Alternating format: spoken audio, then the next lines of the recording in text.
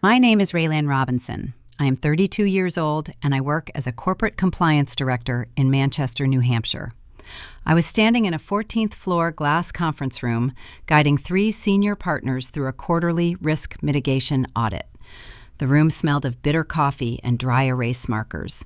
Rain hit the floor-to-ceiling windows, blurring the city skyline into dull streaks of gray.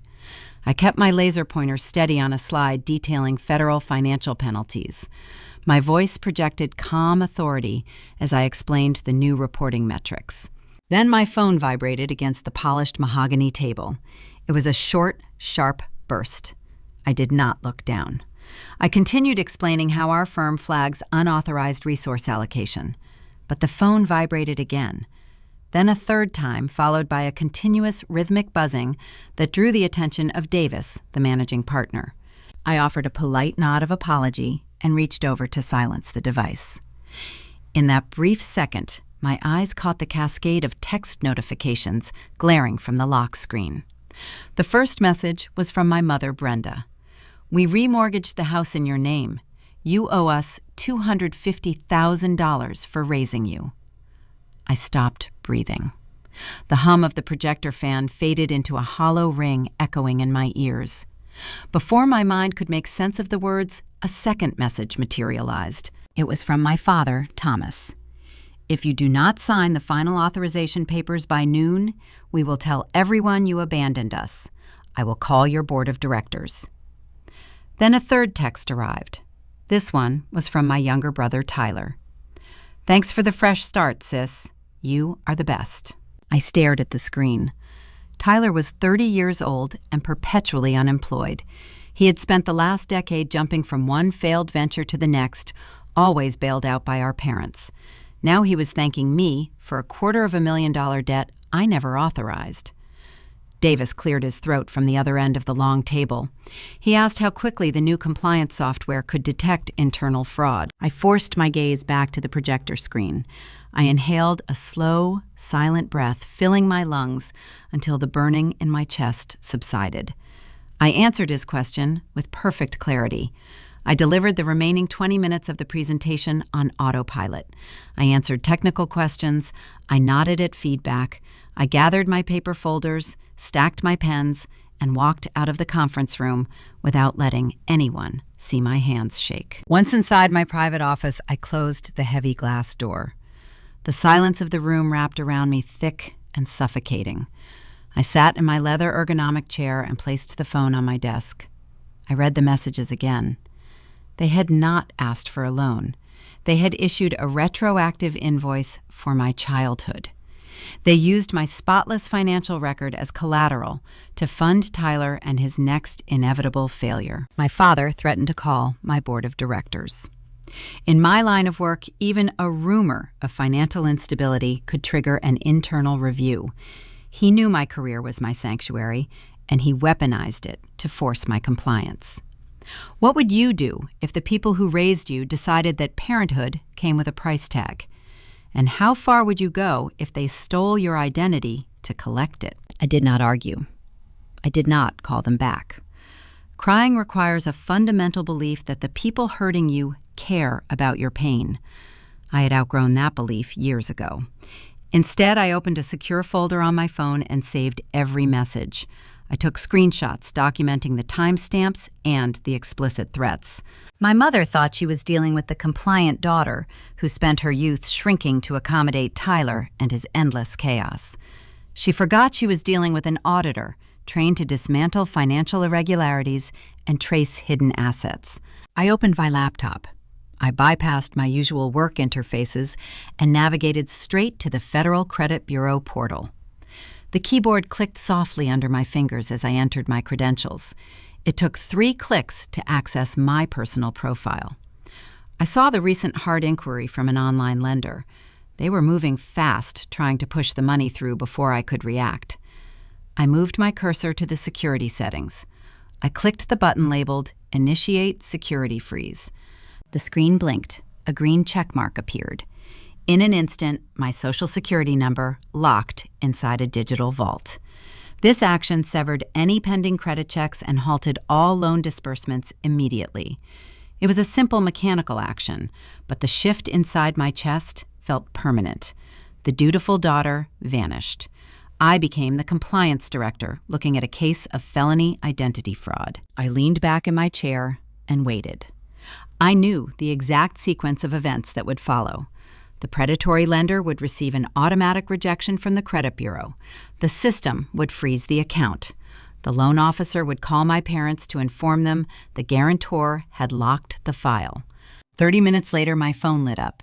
It was my mother calling. I watched her contact photo flash on the screen. I let it ring. She called again, and a third time. On the 7th consecutive call, I picked up the phone and pressed it to my ear. I heard her screaming before I even said hello. "What the hell did you do?" Her voice cracked with panic. She thought I had ruined her grand plan. She had no idea I had only pressed one button. I sat in my quiet office listening to her hyperventilate, realizing she had just confessed to a crime she did not fully understand. Before I tell you what that single button triggered, and why my entire family soon gathered for what they believed would be my ultimate surrender, tell me your age and where you are watching from. Welcome to Pana Vengeance. I want to know how far this story travels before the truth finally catches up with them. I ended the call.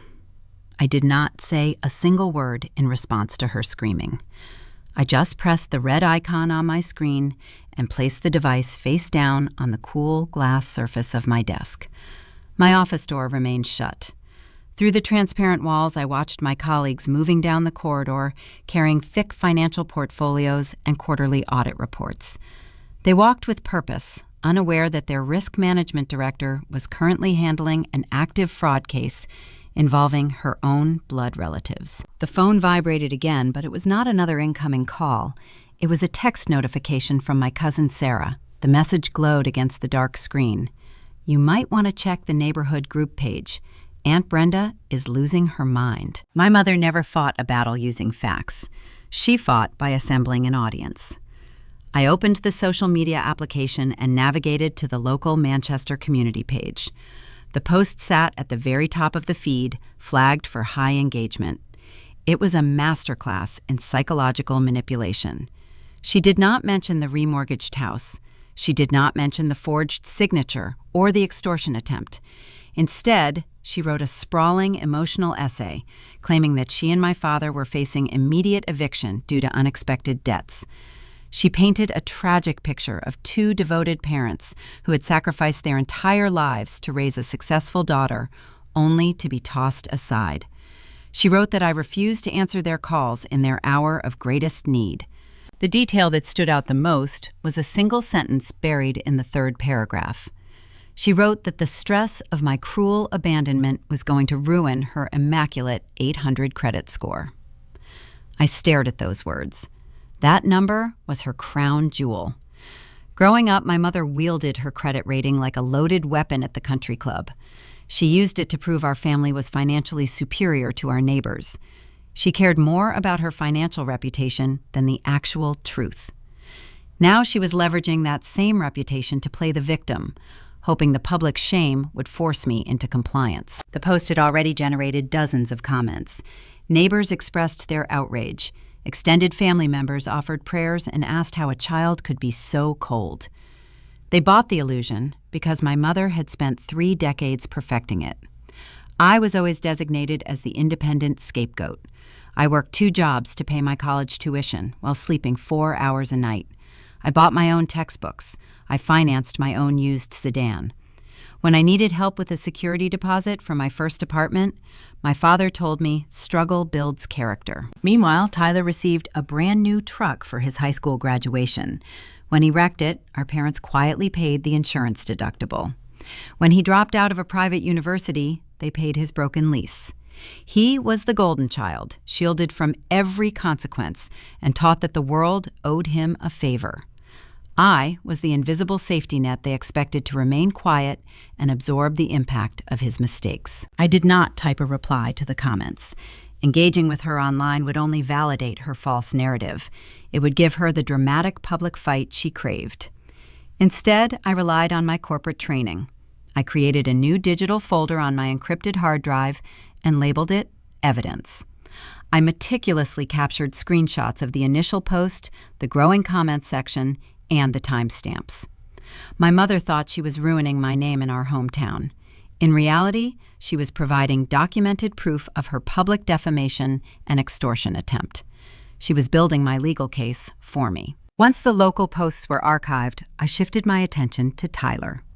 If my parents were bold enough to forge federal mortgage documents, my brother was arrogant enough to spend the proceeds before the ink even dried. I searched for his profile. His page was a digital shrine dedicated to unearned success. His latest update had been posted less than an hour ago. It featured a high-resolution photograph of a custom imported snowmobile parked inside a bright dealership showroom. The machine was sleek black and silver, with a price tag hanging from the handlebars that rivaled a luxury sedan. Tyler stood next to it, wearing designer sunglasses, indoors. The caption beneath the photo read, "Upgrades coming for the new luxury fleet. Big things happening this winter. Thanks to the investors for believing in the vision." The investor he was thanking was me. He assumed the $250,000 was already secured in his bank account. He was purchasing inventory for a hollow business, using a loan bearing my forged signature. My jaw tightened. I realized my father was not making empty threats in his text messages. If I did not sign the final authorization papers to release the rest of the funds, Tyler would lose his deposit on those machines. He would look like a fool in front of his friends. My father would rather burn my corporate license to the ground than let his son face a single moment of financial embarrassment. My objective crystallized in the quiet of my office. I had to gather irrefutable proof of their forgery. I had to dismantle their operation quietly and efficiently without letting my father execute his threat to call the compliance board. If he planted a seed of doubt with my directors, it could destroy the career I had spent 10 years building. I needed the original loan documents. I needed to see exactly how they bypassed the modern banking security protocols to secure a mortgage in my name. I navigated back to the Federal Credit Bureau portal to review the exact terms of the fraudulent loan. The security freeze was listed as active. The primary bulk of the funds was held in a restricted status, locked safely away from their reach. I let out a slow breath, feeling a brief sense of control. But as my eyes scanned the transaction ledger near the bottom of the screen, a cold weight settled deep in my stomach. The loan was not a simple lump sum. It was structured in payment tiers through a predatory online lender. The freeze had successfully blocked the final $200,000 disbursement. However, I was too late to stop the initiation sequence. A bridge advance had bypassed the standard waiting period. The ledger showed an initial $50,000 had already cleared. The money was gone. It had been wired into a secondary account I did not recognize 3 days ago. My parents had not just attempted to steal my identity, they had already succeeded. I traced the screen with my finger, reading the numbers twice to ensure I was not mistaken. I was currently on the hook for $50,000. The stakes instantly shifted. This was no longer a preventative measure to stop a future crime. It was an active recovery mission. My parents had drawn first blood, and they were waiting for me to surrender the rest. I closed the laptop. The silence in the room no longer felt suffocating. It felt like a countdown. I left the office building through the underground parking garage. The drive from Manchester to my parents' suburban home took 40 minutes. The steady rhythm of the windshield wipers matched the tight pulse throbbing at my temples. I needed to see the physical documents. I needed to understand the mechanics of the theft. Modern banking protocols required identity verification, multi-factor authentication, and notary seals. My parents were cunning, but they lacked the technical sophistication to bypass federal financial firewalls on their own. They found a back door, and I intended to locate it. I pulled into the paved driveway. The house looked exactly as it had during my childhood. White vinyl siding, dark green shutters, and perfectly manicured hedges, designed to project an image of respectable stability. The garage door was wide open. My father, Thomas, stood inside under the harsh fluorescent lights. He held a microfiber cloth in his right hand, working a coat of wax into the hood of a pristine 1969 Chevrolet Camaro. The vintage muscle car was his prized possession, a relic he had spent years trying to restore to showroom condition. He treated that vehicle with more care and financial investment than he ever directed toward my college tuition. He looked up as my tires crunched on the wet pavement. He did not look guilty. He looked expectant. He tossed the cloth onto a nearby workbench and wiped his hands on his denim jeans. "You took your time," he said. His voice echoed slightly in the cavernous space. "We expected you here an hour ago." I stepped out of my car, feeling the damp chill of the New Hampshire air. I kept my distance, remaining near the edge of the driveway. "You texted me at work. You threatened to call my board of directors." He waved a hand, dismissing the severity of his own words. "We had to get your attention. Your mother was worried you would ignore us again." He patted the gleaming chrome bumper of the Camaro. "Besides, Tyler is going to make this right. His new venture is going to generate serious capital. He already promised to fund the final engine rebuild on this beauty once the rest of the money clears. You just need to sign the release." He actually believed the delusion. He saw nothing wrong with mortgaging his home under his daughter's stolen identity to finance a fake business because the golden child promised to buy him car parts. I walked past him without offering a reply. I entered the house through the side door, stepping into the kitchen. The scent of cinnamon and brewing coffee filled the room, masking the rot underneath. My mother Brenda sat at the oak dining table. She wore a tailored blouse and her hair was perfectly styled. A thick manila folder rested on the placemat in front of her. She looked like a woman preparing to close a routine business deal, not a parent who had just committed felony fraud. "Sit down," she instructed, tapping a manicured fingernail against the cardboard folder. "We can fix this fast if you just listen to reason." I remained standing. I stared at the folder. "Show me the paperwork." She slid the stack of documents across the polished wood. "Here is the final authorization. The lender just needs your wet signature on page 4 to release the remaining $200,000. It is just a formality. We are a family. We help each other." I reached for the papers. My eyes scanned the header of the first page. The logo belonged to an entity called Apex Funding Solutions. It was not a traditional bank or a federally regulated credit union. It was an online hard money lender. These predatory institutions targeted high-risk borrowers operating in the gray areas of financial compliance. They charged exorbitant interest rates in exchange for relaxed underwriting standards. That was the first piece of the puzzle. My parents bypassed the rigorous corporate banks and went straight to a shadow lender who cared more about the property collateral than verifying the guarantor. I flipped to the second page, examining the contact details listed under my name. The phone number provided was a prepaid burner line. The mailing address belonged to a post office box in Concord. Then I saw the email address. It was a university webmail account I had not logged into since my senior year of college. The pieces clicked into place, forming a sickening picture. I had left that old email logged in on the family desktop computer a decade ago. They kept the session active.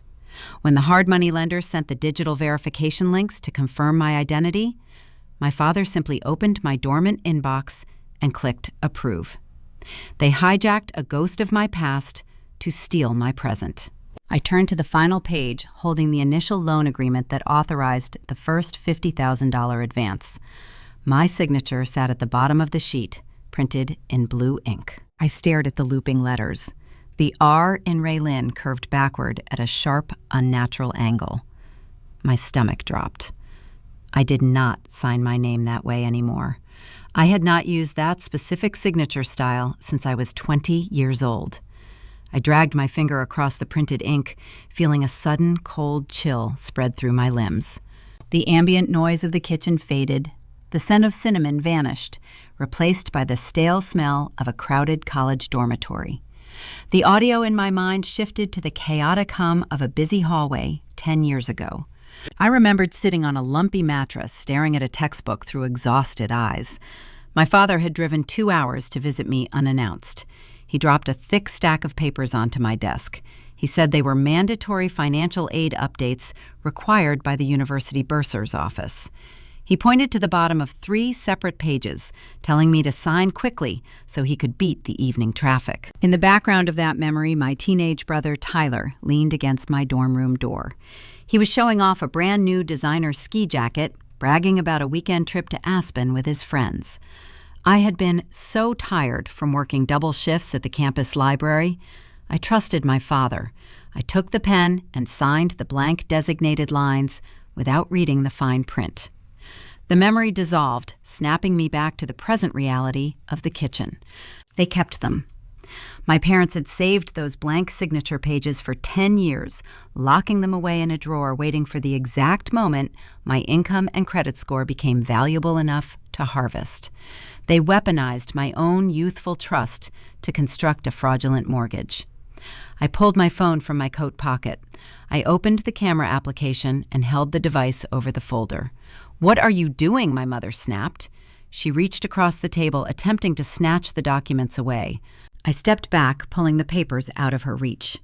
The camera shutter clicked, capturing the hard money lender details, the burner phone number, the hijacked college email, and the decade-old forged signature. I photographed every single page, documenting the anatomy of their crime. "You cannot take pictures of those," she said, her voice rising in pitch. Her confident facade cracked, replaced by genuine alarm. "Put the phone away, Raylin." I placed the documents back onto the table. I tapped the screen, ensuring the images were safely uploaded to my secure cloud server. "I am not signing the final release," I said. My voice was quiet, carrying a flat, emotionless tone that seemed to unnerve her more than a scream would have. My father walked into the kitchen from the garage, wiping grease from his hands with a rag. "What is the problem now?" he demanded, looking between my mother and me. "I told you Tyler needs this capital by tomorrow." I slid the phone back into my pocket. "You used a college email address I abandoned 10 years ago to intercept a digital lending contract. You kept blank signature forms from my sophomore year and appended them to a high-interest predatory loan. You stole $50,000. His face hardened, his jaw clenched as the rag in his hands stilled. "We used family resources to help your brother. You are acting like a selfish child. If you walk out that door without signing page 4, I swear to God, I will call your corporate compliance director. I will tell them you are involved in a shadow mortgage scheme and you are trying to bankrupt your own parents. You will lose your license by Friday." I looked at him. I looked at the man who would willingly burn my 10-year career to ashes just to buy his son snowmobiles and car parts. I turned my back and walked toward the door. Raylin, my mother, shouted, her chair scraping loudly against the hardwood floor. "You owe us." I pushed the side door open and stepped back into the cold rain. I did not look back. I walked to my car, unlocked the doors, and slid into the driver's seat. As I pulled out of the driveway, I saw my father pulling his phone from his pocket, his thumb hovering over the screen. He was preparing to execute his threat. He was going to call my firm. The battle had officially moved from the shadows into my sanctuary, and I needed to prepare for the impact. The morning commute felt like navigating through a heavy fog. I parked my vehicle in the underground garage of my corporate building. The concrete walls offered a temporary shield from the freezing New Hampshire drizzle. I swiped my security badge at the elevator bank. The machine beeped, granting me access to the executive suites on the 14th floor. I anticipated a grueling Wednesday filled with internal audits and compliance reviews. My father had promised to destroy my sanctuary, and I spent the entire night wondering how quickly he would strike.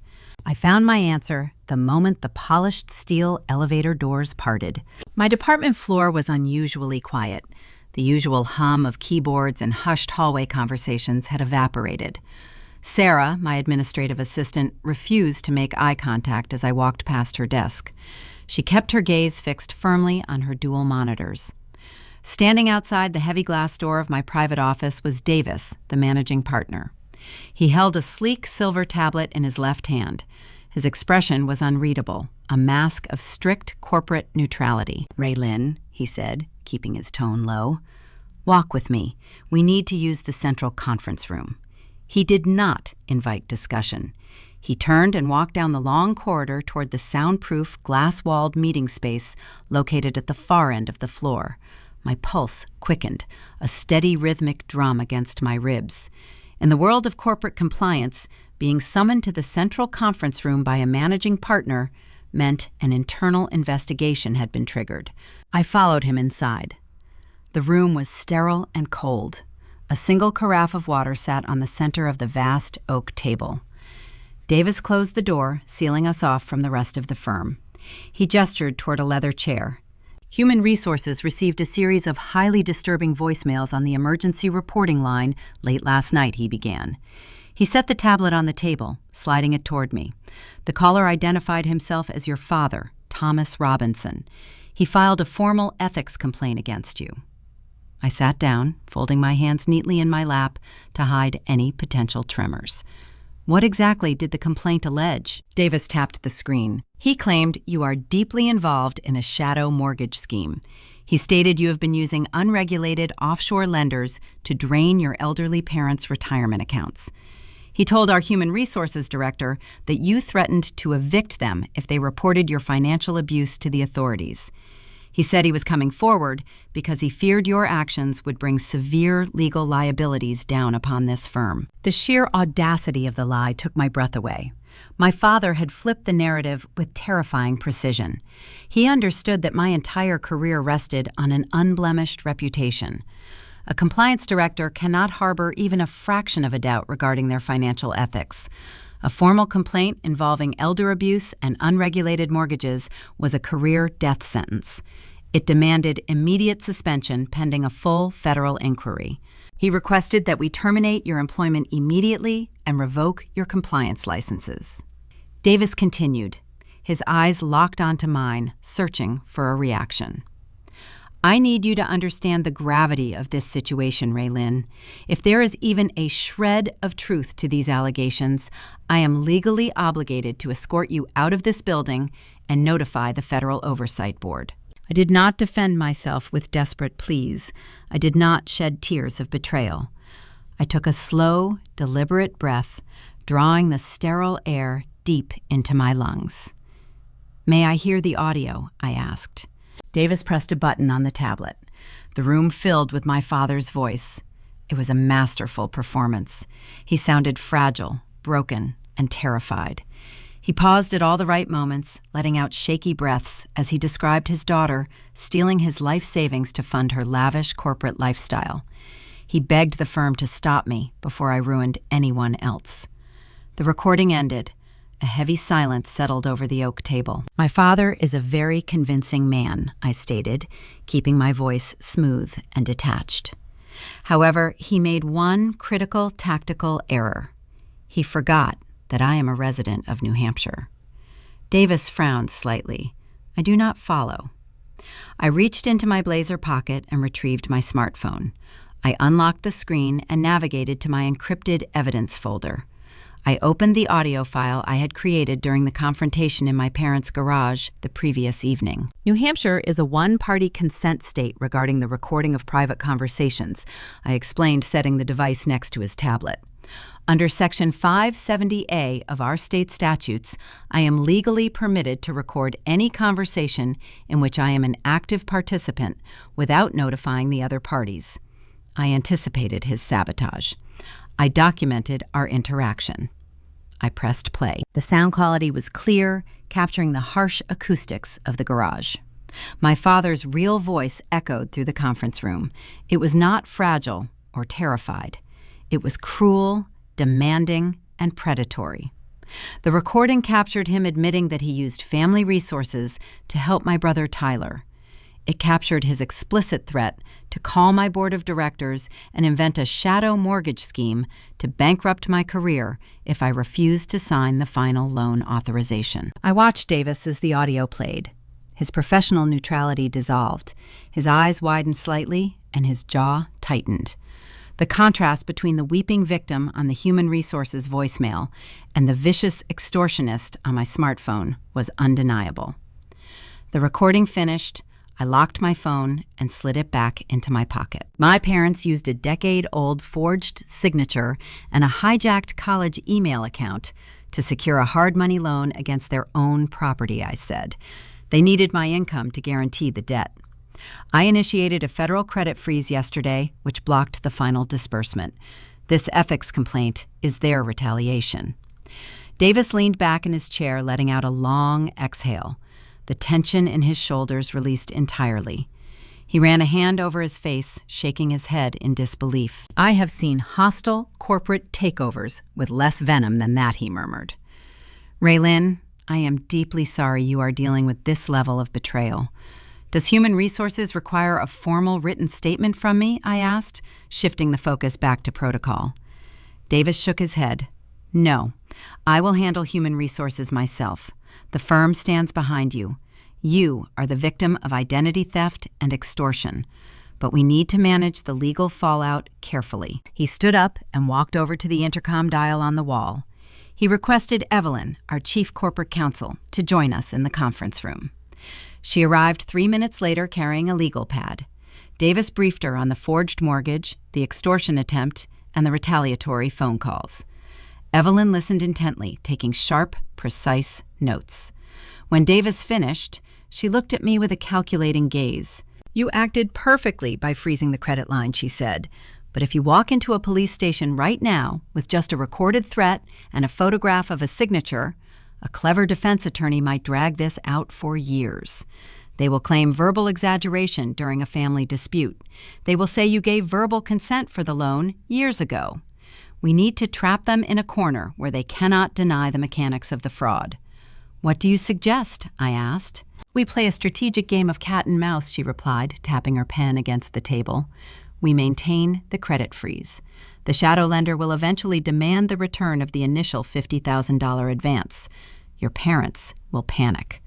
Let them feel secure in the lie they just told our firm. Let them think their sabotage worked. People make critical mistakes when they believe they have the upper hand.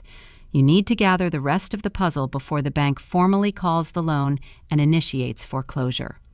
Find out exactly where that initial advance went. The strategy resonated with my analytical mind. I would not react blindly. I would build a flawless, undeniable case file. The meeting concluded with a mutual agreement. The firm would quietly bury the ethics complaint while I conducted my own private investigation. I thanked Davis and Evelyn for their unwavering support. Leaving the glass-walled conference room, I felt a strange sense of empowerment. My father fired his best shot, and it had bounced off my armor. I walked back to my private office, ready to begin tracing the stolen funds. Before I could even sit down at my desk, my personal phone vibrated in my pocket. I pulled it out, expecting another threatening text from my brother. Instead, the screen displayed an unknown number with a local area code. I hesitated for a fraction of a second before accepting the call. Hello, I answered, keeping my tone guarded. Raylin, a voice whispered through the receiver. The connection was static, filled with heavy, frantic breathing. Who is this? I asked. It is Aunt Susan, the voice replied. I froze. Susan was my mother's estranged younger sister. I had not spoken to her in 6 years following a bitter, mysterious falling out with my parents. Susan, I started, but she cut me off immediately. Do not go to the police yet, she pleaded, her voice trembling with raw fear. Whatever you do, you must not show them those loan documents. You do not know the whole truth. They have done this before. Done what before? I asked, my grip tightening on the smooth edges of the phone. I cannot talk on an open line, she whispered frantically. Meet me at the Silver Diner on Route 9 at noon. Come alone. If your father finds out I am talking to you, he will ruin me too. The line went dead, leaving a hollow dial tone ringing in my ear. I lowered the phone, staring at the dark screen. The conflict had just ripped open, revealing a hidden layer beneath the surface. My parents' current extortion was not an isolated act of desperation. It was a repeated pattern, and the key to dismantling their entire empire was waiting for me at a roadside diner. The drive down Route 9 offered a temporary reprieve from the corporate battlefield I had just navigated. Tall New Hampshire pines lined the narrow highway, casting long, dark shadows across the wet asphalt. The rain had softened into a persistent mist, leaving a gray haze over the landscape. I kept my hands positioned firmly on the leather steering wheel, letting the rhythmic sweep of the windshield wipers dictate my breathing. My mind categorized the available data. My parents had stolen $50,000. They had forged a federal loan. They had attempted to destroy my career. Now, my estranged aunt held the missing variable to an equation I had not yet fully mapped. The Silver Diner sat isolated near a quiet intersection wrapped in faded aluminum siding and buzzing neon. The parking lot was nearly empty, save for a rusted pickup truck and a dark blue sedan I recognized from my childhood. I parked my vehicle and stepped into the damp air. The heavy glass door of the diner chimed as I pushed it open. The interior smelled of old coffee and fried potatoes. A solitary waitress wiped down the front counter with a damp rag, paying me no attention. I found Susan sitting in the furthest corner booth. She wore a thick wool sweater pulled tight around her shoulders. Her hands were wrapped tightly around a thick ceramic mug. 6 years had passed since I last saw her. She looked smaller. The vibrant energy she once carried as a successful local business owner had drained away, leaving deep lines around her mouth and dark circles under her eyes. She owned an independent floral shop in Concord. It was a modest enterprise, but she had built it from nothing.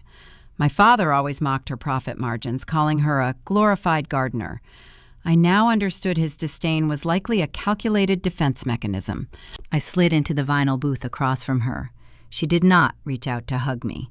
She pushed a faded green accounting ledger across the scratched Formica table. Her knuckles were white. "I ordered you black coffee," she said, her voice barely rising above a whisper. The waitress brought the steaming cup and walked away, leaving us isolated in the back corner. I looked at the ledger, but kept my hands folded in my lap. "You sounded terrified on the phone, Susan. You said they have done this before." She took a slow sip from her mug, her eyes darting toward the front door, before settling back on me. "Your parents did not just wake up yesterday and decide to commit mortgage fraud, Raylyn. They possess a deep, sophisticated history of moving money that does not belong to them. They operate like a cartel disguised as a suburban family." I maintained steady eye contact, waiting for the evidence. "Explain the ledger."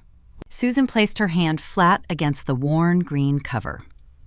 12 years ago, your grandparents established a private trust fund. They deposited $60,000 into a restricted account. They designated that money specifically for your graduate education and long-term financial security. They knew Thomas was reckless with credit. They knew Brenda favored Tyler. They wanted to ensure you had a safety net that your parents could never touch. A cold weight settled in the center of my chest. I never received a single document regarding a trust fund. I paid for my own university tuition using federal student loans and wages from my late-night shifts at the campus library. "That is because your parents drained the account when you were 20 years old," Susan explained. Her voice cracked, but she forced herself to maintain a steady cadence. "I was named as the secondary co-signer on the trust to act as a safeguard. The funds could not be dispersed without my direct authorization and your verified signature." I leaned forward, the compliance director inside me piecing the timeline together. When I was 20 years old, Tyler was 19. That was the year he crashed a stolen vehicle into a commercial storefront. Susan nodded a single, slow movement. He faced serious felony charges. The property damage exceeded $80,000, and the district attorney was preparing to recommend federal prison time. Your father panicked. He needed immediate liquid capital to pay the private restitution settlement and keep his golden boy out of a cell. They did not have the cash. Their credit was already overextended. So they looked at your trust fund. "How did they bypass the signature requirements?" I asked, my tone dropping to a clinical level. Susan opened the green ledger. She pushed a folded piece of paper toward me. It was a photocopy of a bank transfer authorization dated 10 years ago.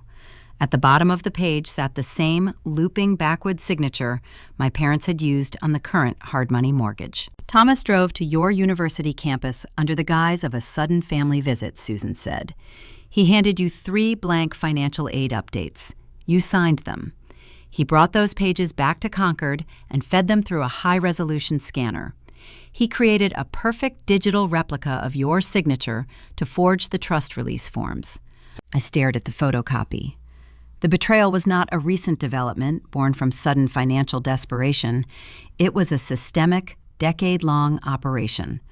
My parents had sacrificed my inheritance to purchase my brother's freedom. Then they stood by and watched me work myself to the bone to pay off student debts they could have easily covered. But you were the co-signer, I pointed out, tracking the logical sequence. The bank would have required your authorization as well. Why did you let the transfer clear? Susan's eyes filled with tears, but they did not fall. I refused. I told Thomas I was going to the police. I told him he was stealing your future. She paused, taking a ragged breath. He drove to my floral shop that same evening. He brought a dossier of fabricated tax documents. He told me he would file an anonymous report with the Internal Revenue Service, claiming I was laundering money through my inventory suppliers. He threatened to drag my business into a federal audit that would bankrupt me in legal fees alone.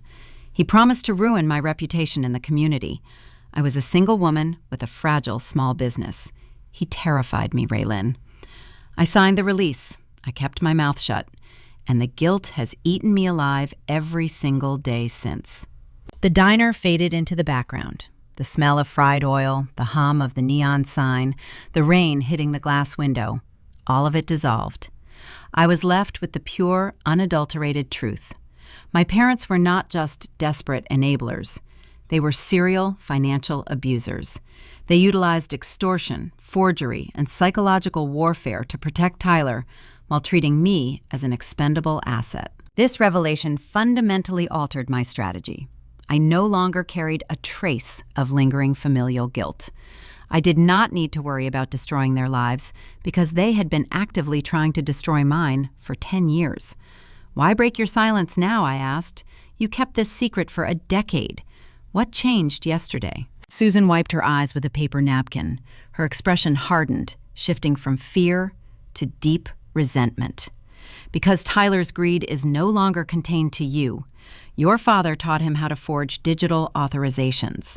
3 days ago, Tyler attempted to route $20,000 from my personal retirement account into his fake ski rental business. The bank flagged the transaction as suspicious and called me. He tried to steal from me, Raylin. The golden child thinks he is invincible. I looked down at the green ledger. It contained bank routing numbers, dates, and a decade of hidden financial transfers.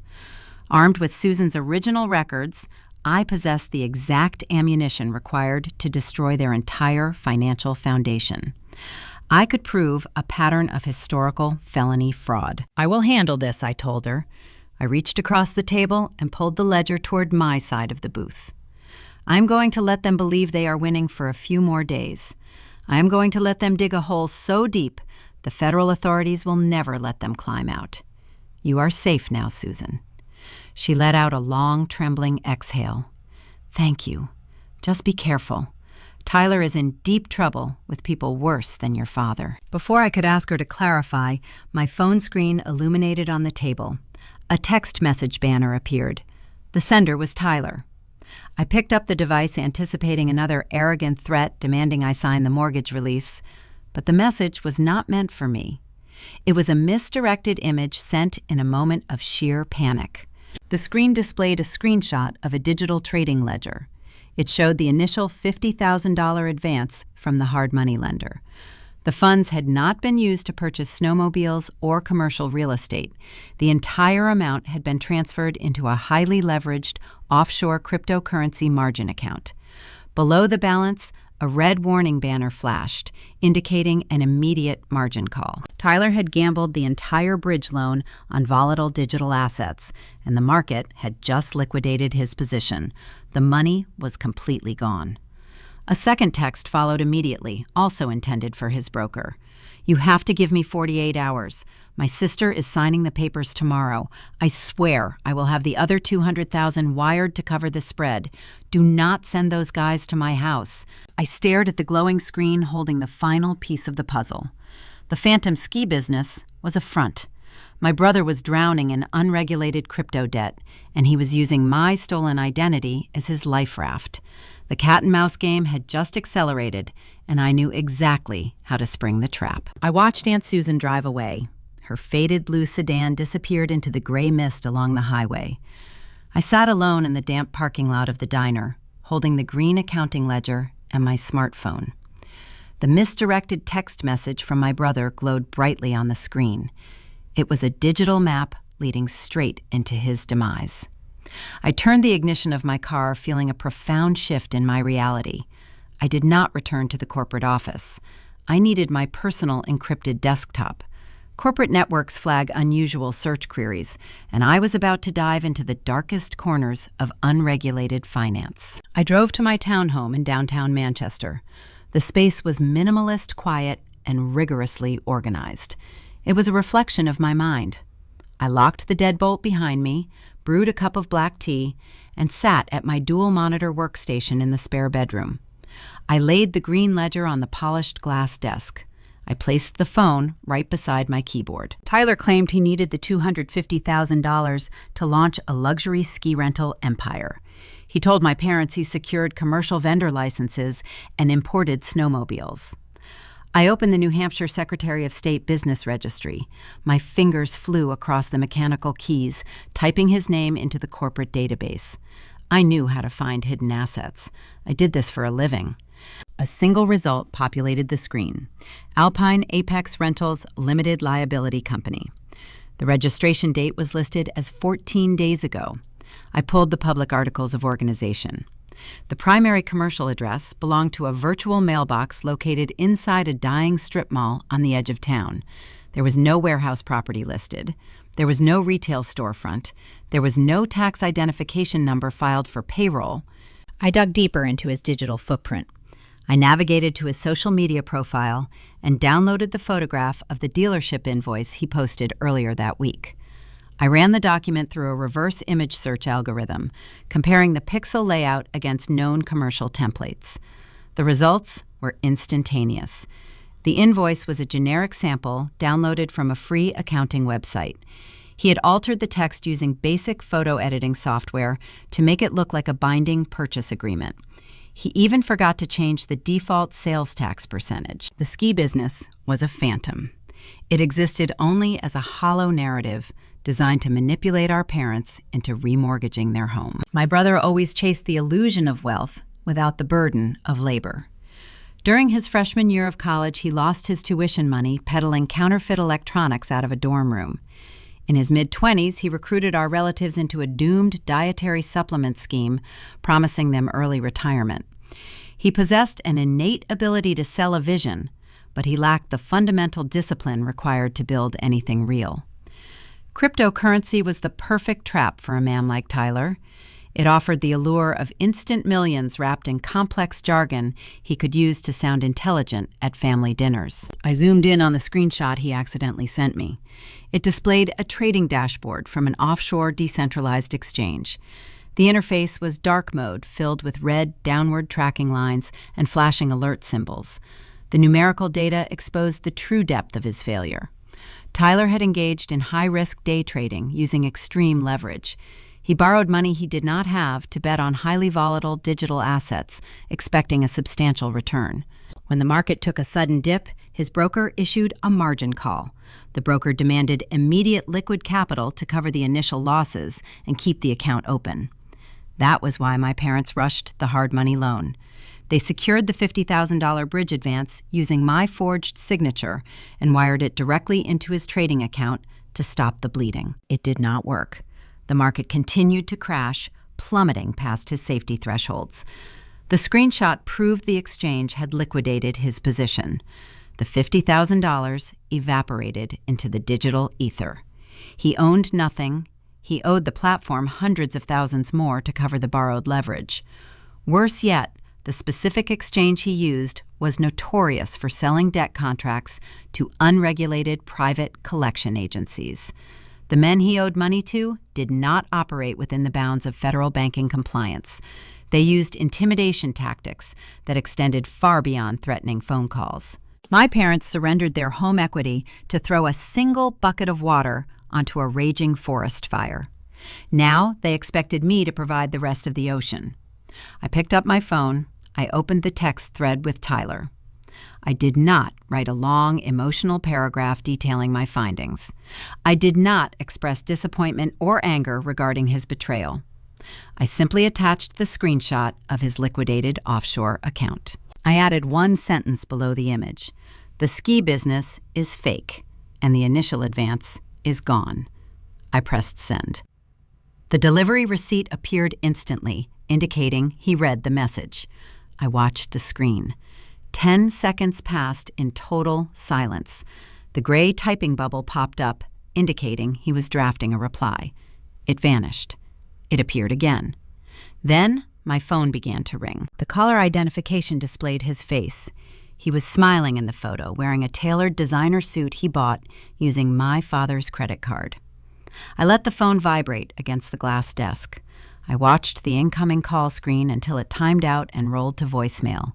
He called a second time. I ignored it, focusing my eyes on the rain hitting the window pane. He called a third time. A notification chimed, indicating a new audio message. I tapped the play button, putting the device on speaker. His voice filled the quiet room. The smug, arrogant tone he carried at the diner and in his previous texts had vanished. He sounded like a terrified, panicked child. The background noise revealed he was driving, his engine revving high. "Raylin, please pick up the phone," he begged. "Please. You do not understand what is happening. The market tanked overnight. It was a sure thing, I swear to you it was. But they liquidated my wallet. You have to sign page 4. If the rest of the loan does not clear by tomorrow morning, these brokers are going to come to the house. They know where Mom and Dad live. They know where I sleep. You have to fix this right now." The recording ended with a sharp click. He was drowning, and he wanted me to throw him a lifeline, woven from my own financial ruin. I deleted the voicemail without a second thought. I blocked his number from my contact list. I felt nothing but a cold, sterile detachment. The illusion of the Golden Boy was dead, leaving only a desperate coward in its place. I knew Tyler would immediately call our parents. He would confess that I uncovered the crypto disaster. He would tell them that I was tracking the money trail and that the extortion plot had failed. I anticipated their panic. I expected my mother to resort to more public emotional manipulation. I expected my father to hurl empty threats about my job, hoping to regain control. I did not expect them to escalate the situation into the judicial system. 2 hours later, the doorbell of my townhome rang. The sudden chime broke the silence of my focused audit. I walked to the front door and looked through the glass peephole. A man stood on the porch wearing a standard gray uniform. He held a thick manila envelope in his hand. He did not look like a standard package delivery driver. His posture was rigid. He looked exactly like a process server. I unlocked the deadbolt and opened the door. The damp afternoon air rushed inside, bringing the smell of wet pavement. "Raylin Robinson," the man asked, holding a pen and a clipboard. "Yes," I replied, keeping my tone neutral. He handed me the heavy envelope and thrust the clipboard forward. "Sign on the bottom line. You have been served." I signed the receipt. He turned and walked back to his idling sedan without another word. I closed the door and slid my finger under the paper flap, tearing it open. I pulled out a thick stack of legal documents stamped by a local New Hampshire family court judge. The cover letter bore the letterhead of a prominent, high-priced attorney based in Concord. My eyes scanned the dense legal text. My parents were not retreating. They were trying to force my compliance through the courts. The document was a formal summons. They were petitioning a judge to enact an emergency financial conservatorship over my personal assets. They attached a fabricated legal narrative, claiming I was suffering from a severe mental health crisis. They argued I was making erratic financial decisions that endangered my own welfare and the welfare of my family. The sheer brazenness of the petition forced a sharp, humorless laugh from my throat. They were trying to have me declared legally incompetent so my mother could assume legal control of my credit file and sign the final mortgage release herself. The cat-and-mouse game was over.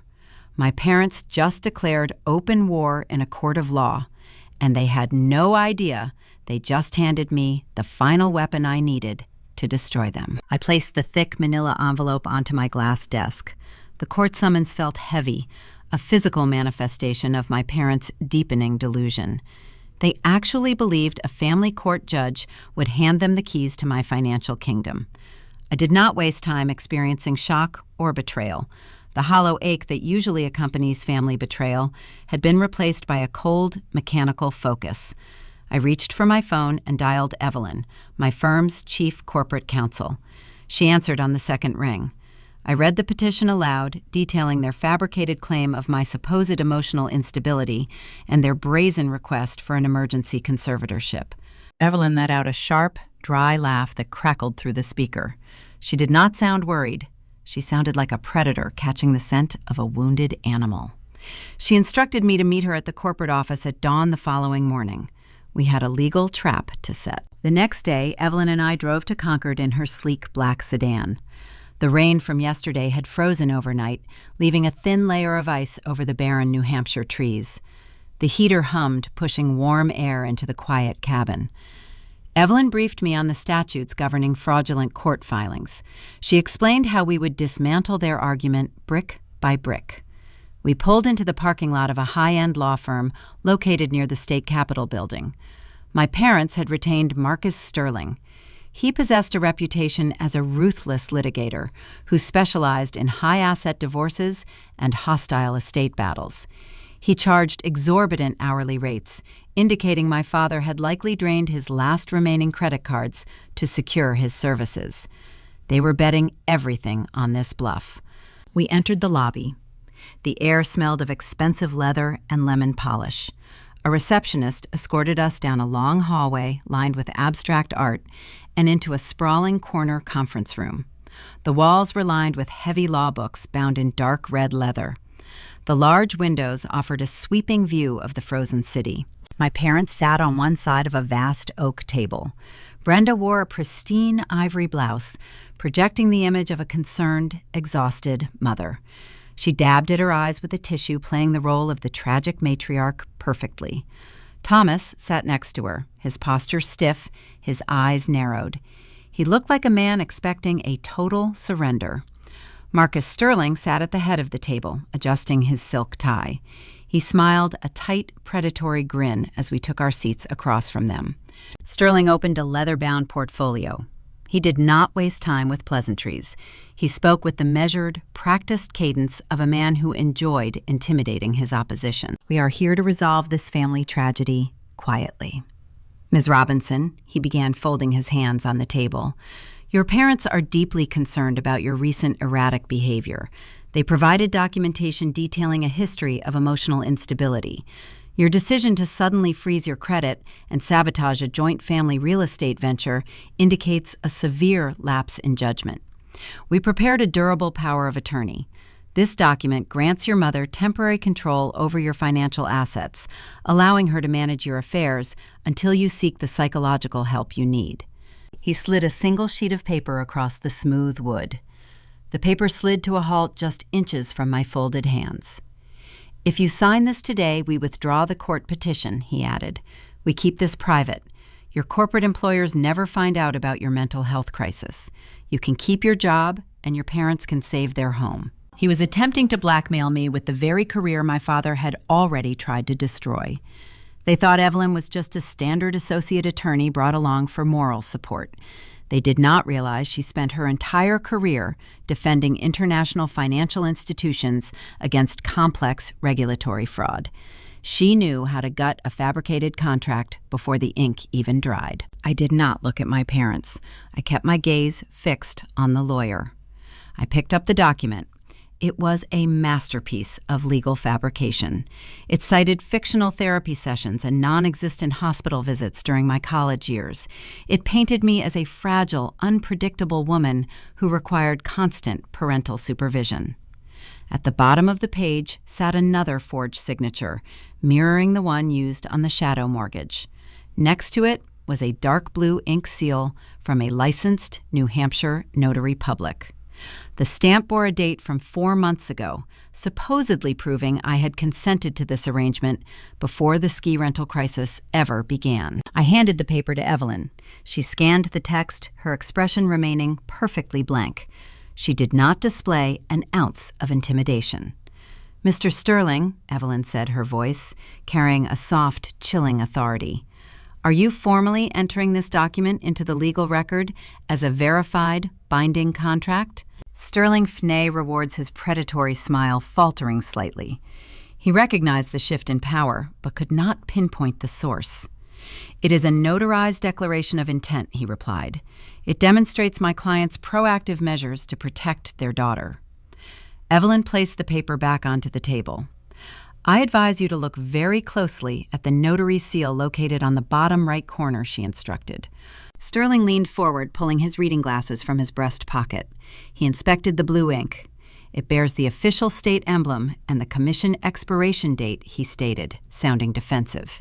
"It is standard legal protocol." "It is fraudulent," I corrected him, leaning forward. My voice was low, cutting through the heavy silence of the room. "I spent the last 12 hours auditing the names printed on every piece of paper my parents submitted to your office. That specific notary stamp belongs to a woman named Clara Higgins. She operated a small accounting firm in Manchester." I reached into my briefcase and pulled out a single manila folder. I extracted a certified copy of a state death certificate. The paper felt heavy with undeniable truth. I slid it across the oak table until it rested directly over the forged power of attorney. "Clara Higgins passed away 3 years ago," I stated, watching the color drain from the lawyer's face. "Her commission was permanently retired upon her death. My parents purchased a replica stamp online to authenticate a forged document. You just attempted to leverage a dead woman's stolen seal to extort a corporate compliance director." The silence in the conference room turned deafening. The ticking of the grandfather clock in the corner sounded like a hammer striking an anvil. I watched my father's eyes widen as he realized his fatal error. He thought a generic stamp ordered from an internet supplier would hold up against scrutiny. He severely underestimated the thoroughness of my profession. Sterling picked up the death certificate. His eyes darted back and forth, reading the verified state seal and the date of passing. He compared it to the blue ink stamped 4 months ago on the document he had just championed. He was a ruthless litigator, but he was not a fool. He knew the federal penalties for submitting fabricated evidence to a judge. He understood that my parents had just weaponized his legal license to commit a felony. He dropped the papers onto the table as if they were burning his hands. He turned his head slowly, locking his gaze onto my father. Thomas swallowed hard, adjusting his collar. The confident posture he held moments ago collapsed, leaving a panicked old man in its place. "Marcus, we can explain," he stammered, his voice pitching higher. "There was a mix-up with the paperwork. The accountant handled all of those filings. We just signed where we were told to sign." Sterling stood up, pushing his heavy leather chair back so forcefully it hit the wooden wainscoting. He did not yell. His voice was a tight, controlled hiss that conveyed pure, unadulterated rage. "You lied to me," he said, leaning over the table. "You sat in my office yesterday and swore these documents were verified. You brought me a forged instrument carrying a deceased notary's seal and asked me to present it to a sitting judge. You tried to make me an accomplice to federal fraud." He turned toward Evelyn and me. His demeanor shifted from a predator to a man desperately trying to save his own career. "Ms. Robinson," he said, addressing Evelyn directly, "please note for the record that I had zero prior knowledge regarding the fraudulent nature of this document. I was operating under the false pretenses provided by my clients. I trusted their verification." Evelyn offered a curt, professional nod. "The record reflects your ignorance, Mr. Sterling. We will not include your firm in our upcoming federal reports." "Effective immediately, I am withdrawing as your legal counsel," Sterling announced, glaring at my parents. "My office will file the formal withdrawal notice with the family court clerk before noon. Do not contact me again. If the federal authorities ask questions regarding this meeting, I will turn over every email and fabricated file you brought into my practice."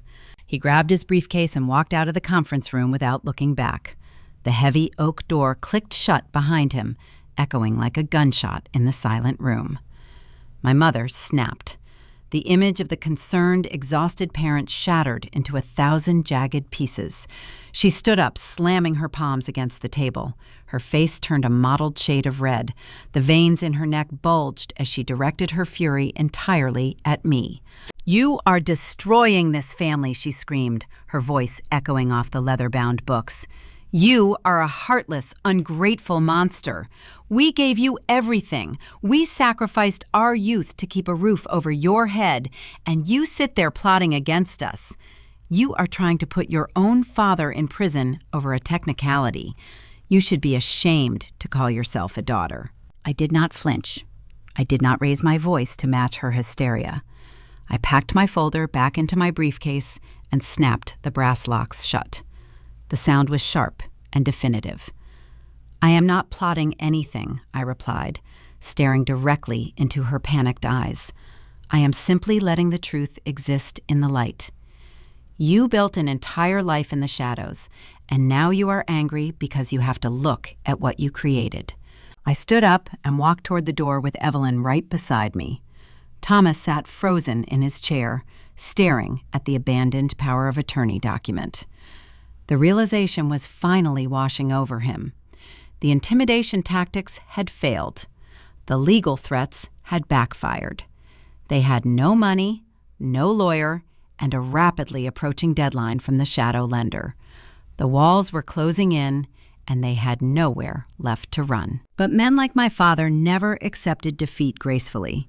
They simply found someone else to bear the burden. As Evelyn and I reached the lobby elevator, my phone vibrated with a new email notification. It was an automated alert from a mutual family contact. My father was already pivoting.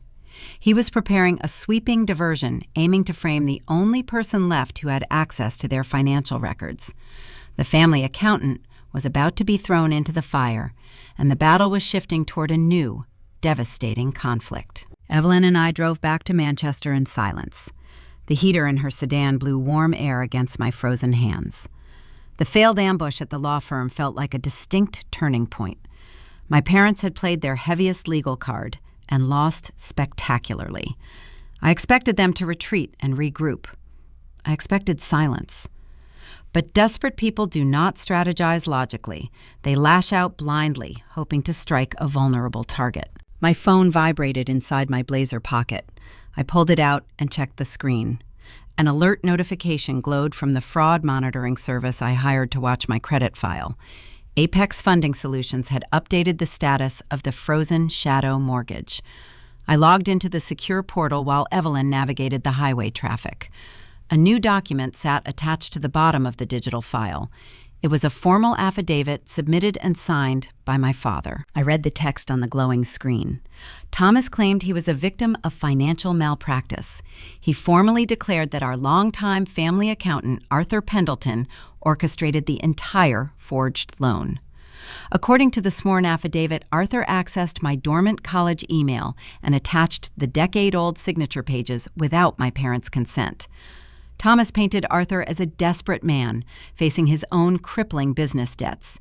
He accused Arthur of skimming the $50,000 bridge advance to save his failing tax practice, while using my parents' property as the collateral. I stared at the words. Arthur Pendleton was a familiar fixture from my childhood. He ran a small independent tax preparation office out of a fading strip mall in Concord. He always wore rumpled gray suits and smelled faintly of stale tobacco. He was known throughout our local community for finding creative tax loopholes for his middle-class clients. I remembered him sitting at our kitchen table years ago, wiping sweat from his forehead as he reviewed my father's overextended credit card statements. Could Arthur have orchestrated this theft? He possessed the technical financial knowledge to navigate online hard money lenders. He had access to all our historical banking records. He knew exactly where the blank signature pages were stored, inside my parents' home safe. I pulled up Arthur's state business profile on my phone. His firm carried a history of minor regulatory infractions. He had been fined twice by the State Board of Accountancy for failing to report client income discrepancies. If Arthur was skimming funds, this case just escalated from family extortion to commercial embezzlement. The narrative fit the timeline perfectly. A desperate accountant hijacking a client's identity to secure a commission and steal the initial advance. For a brief moment, I wondered if my parents were actually telling the truth. Perhaps they were just ignorant accomplices swept up in Arthur's elaborate scheme.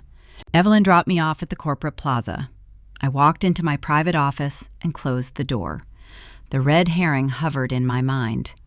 If Arthur was the mastermind, my strategy needed to pivot toward a commercial civil suit. My desk phone rang. It was an outside line bypassing the receptionist. I picked up the receiver and pressed it to my ear. Raylin, a voice barked through the speaker. It was Arthur. He sounded out of breath. His voice cracked with a mixture of fear and unfiltered anger. Arthur One replied, keeping my tone flat and professional. I just read my father's affidavit. He threw me under the bus, Arthur shouted. The sound of shuffling papers echoed loudly in the background. Thomas filed a formal report with the state licensing board this morning. He told them I forged your signature and stole the bridge advance. He is trying to send me to federal prison to save his own skin. Did you forge the signature? I asked, leaning forward in my chair.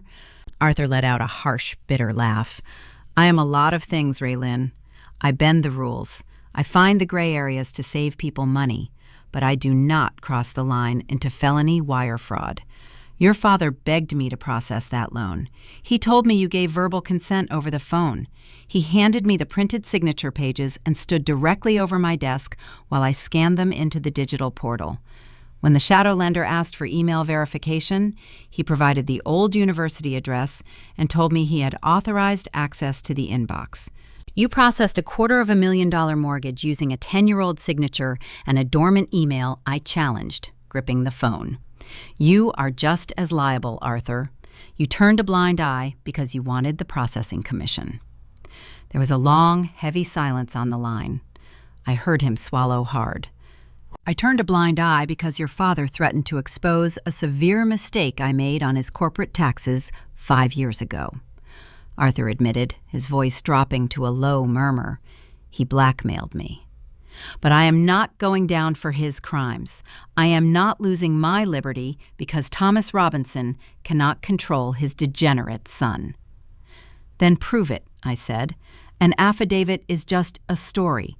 A verbal confession means nothing without documentation.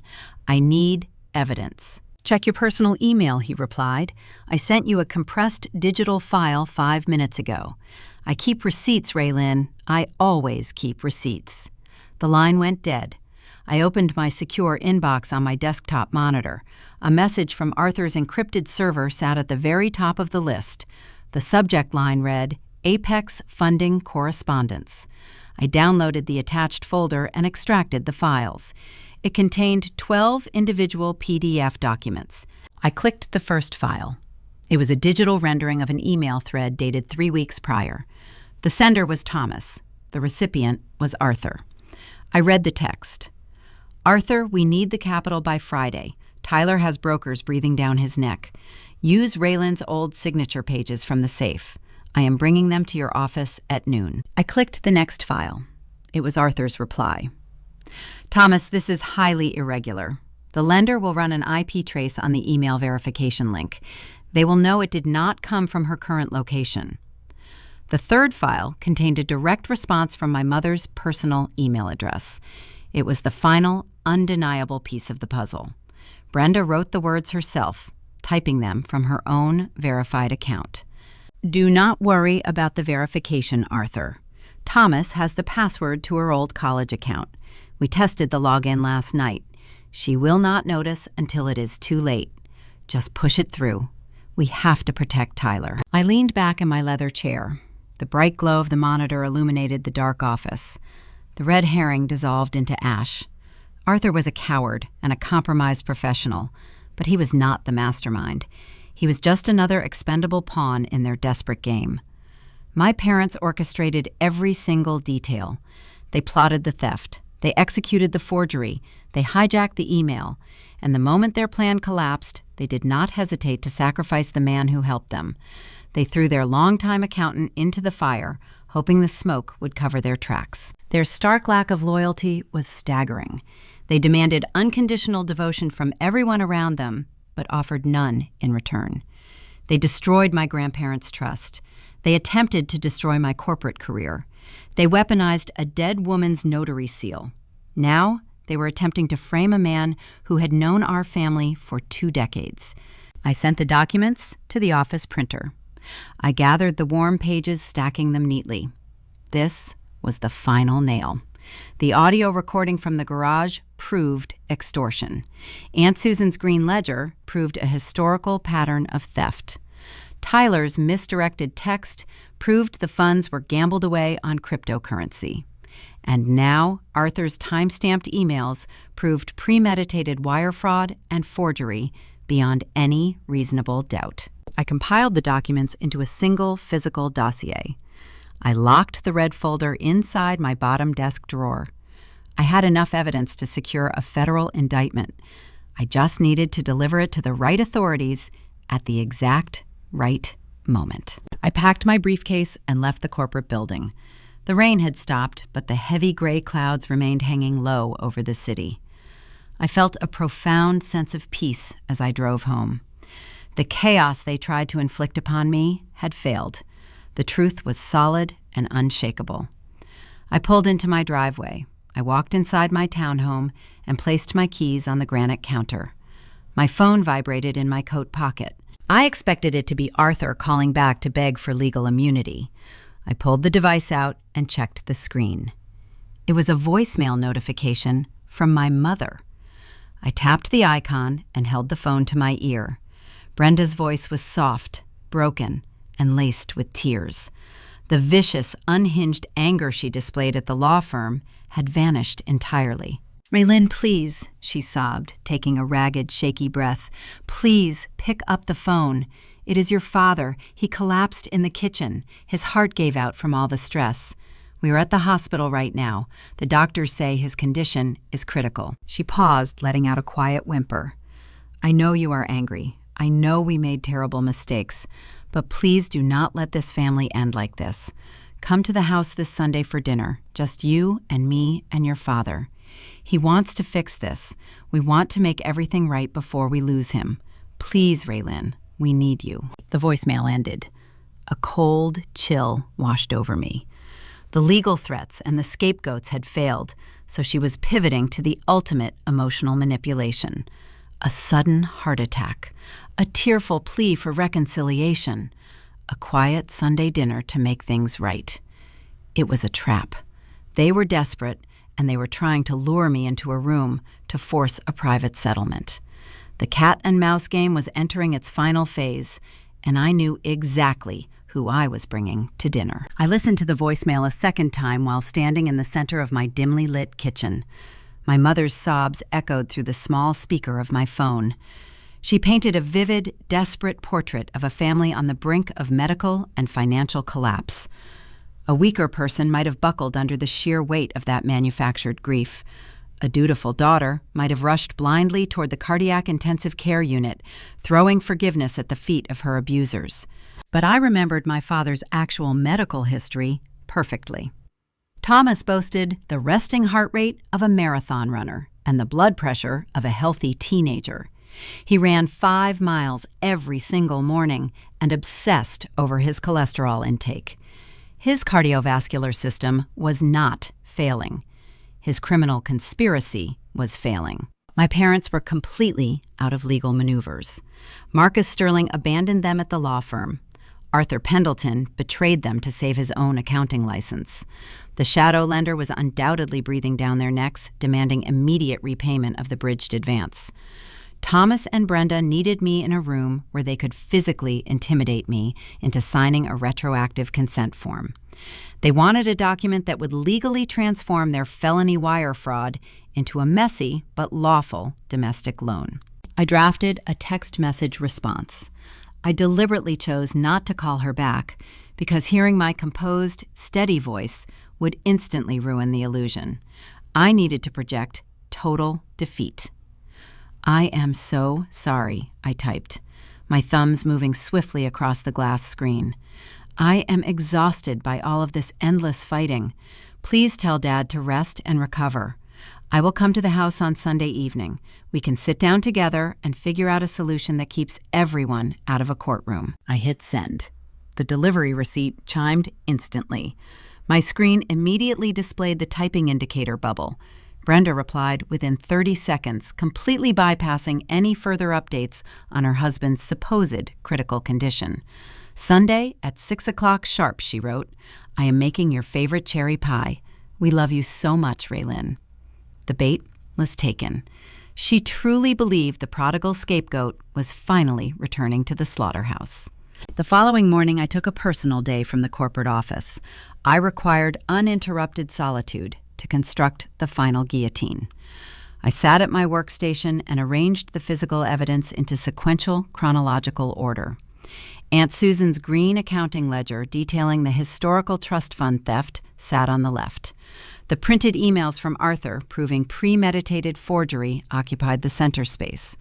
The digital screenshot of Tyler's liquidated offshore cryptocurrency wallet anchored the right side of the desk. I did not intend to hand this comprehensive dossier over to a local police precinct. A small-town detective might view this entire ordeal as a civil domestic dispute and bury it in bureaucratic red tape. I required a massive federal hammer. I navigated to the Apex Funding Solutions corporate website. I bypassed their useless customer service directory and utilized my compliance background to locate the direct contact information for their internal risk management division.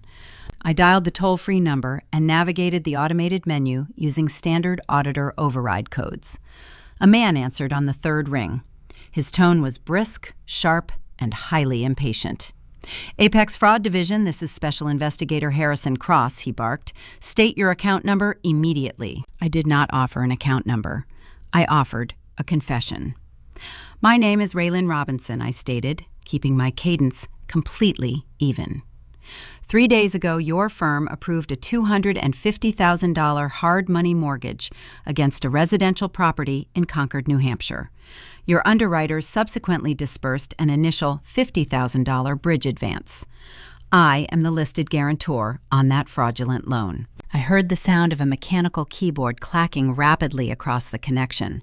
Yes, Ms. Robinson, he replied, his tone shifting instantly to guarded suspicion.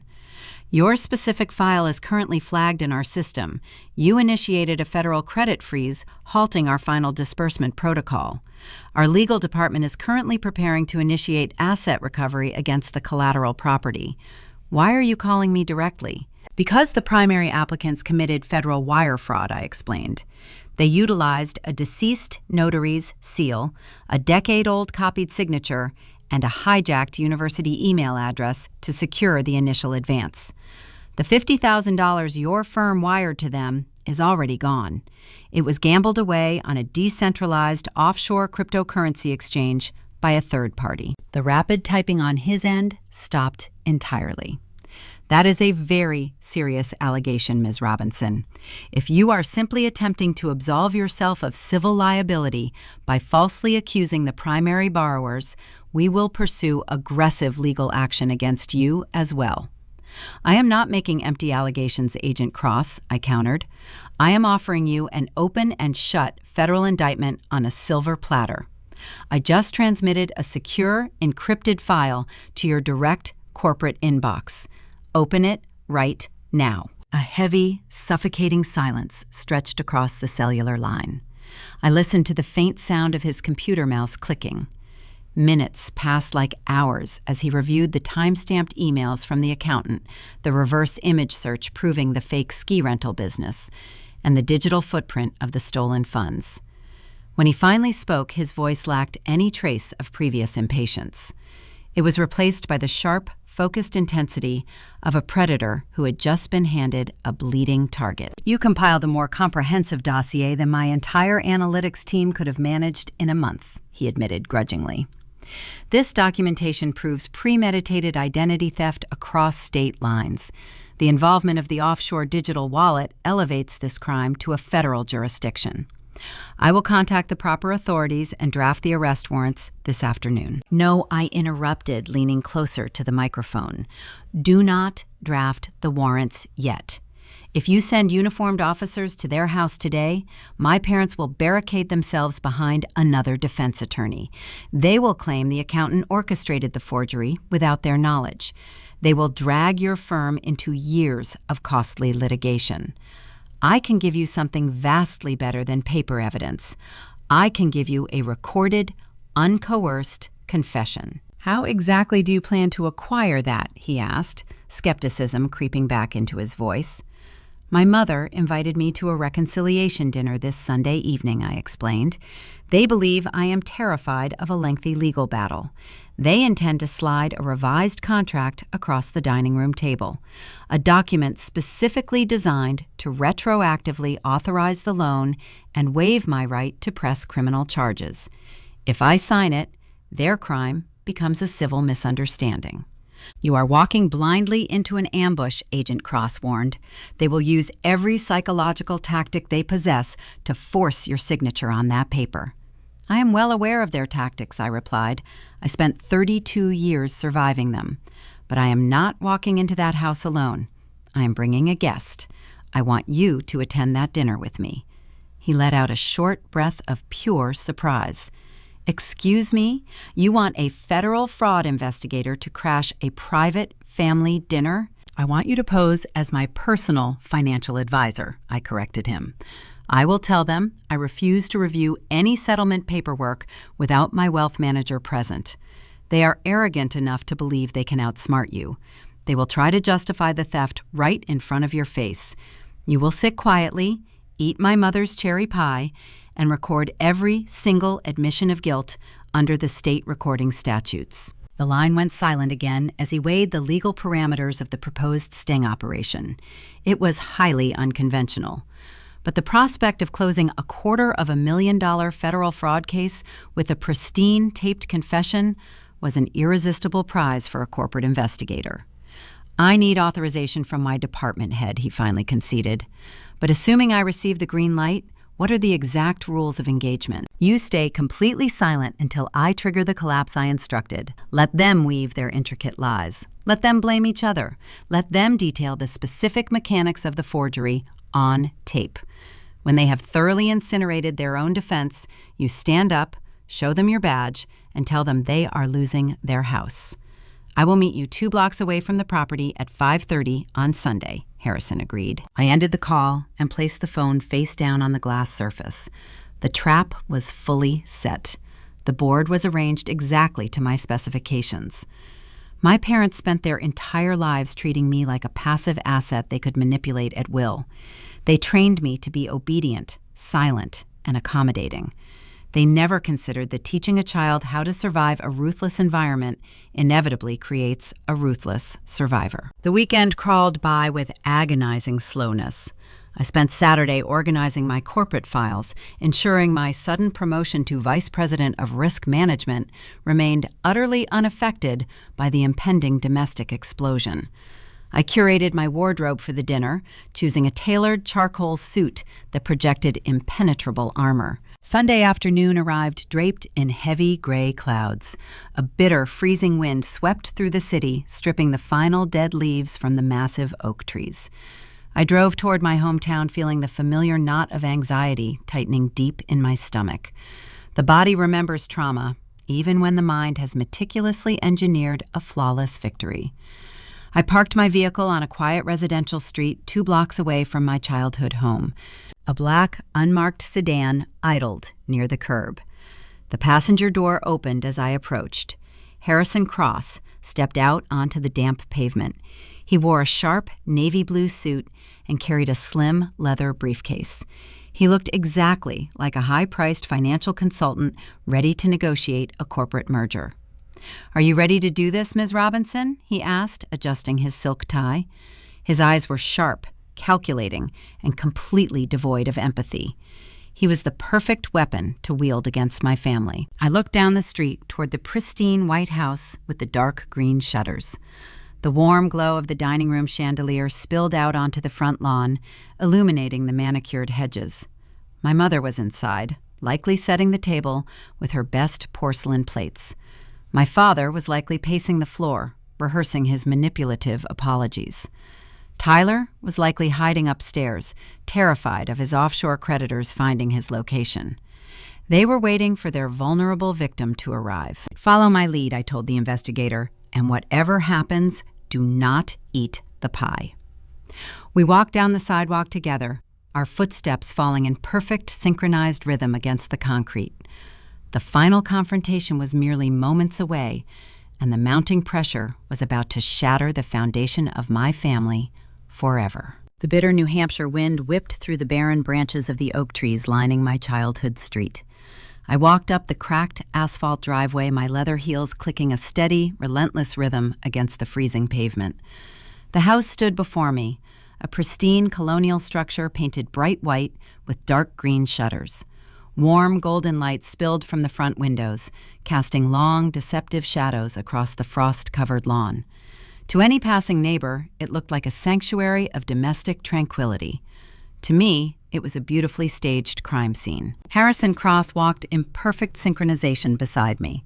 The federal investigator wore a tailored navy suit, carrying a slim leather portfolio tucked under his left arm. He exuded an aura of impenetrable corporate stoicism, his face a mask of polite indifference. He did not speak. We had already reviewed the rules of engagement. He was the silent observer, the concealed weapon I was bringing directly into the lion's den. We stepped onto the wooden porch. I reached forward and wrapped my gloved fingers around the cold brass knocker, striking it twice against the heavy oak door. The door swung inward almost instantly, revealing my mother standing in the warm foyer. Brenda wore a soft ivory cashmere sweater, her hair styled into effortless waves. Her eyes glistened with unshed tears, a masterful display of manufactured maternal relief. Before she even spoke, the overwhelming fragrance of baked cherries, melted butter, and cinnamon rushed out into the freezing air. It was a calculated sensory assault.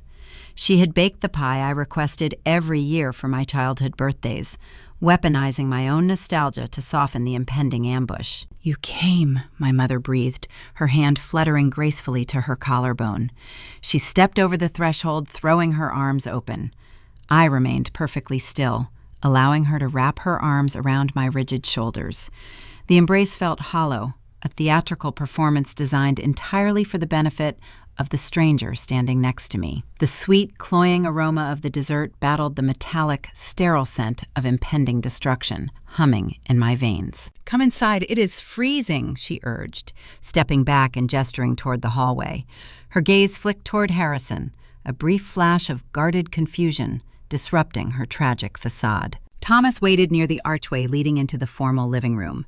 He hunched his broad shoulders forward, resting one hand heavily against the wall frame.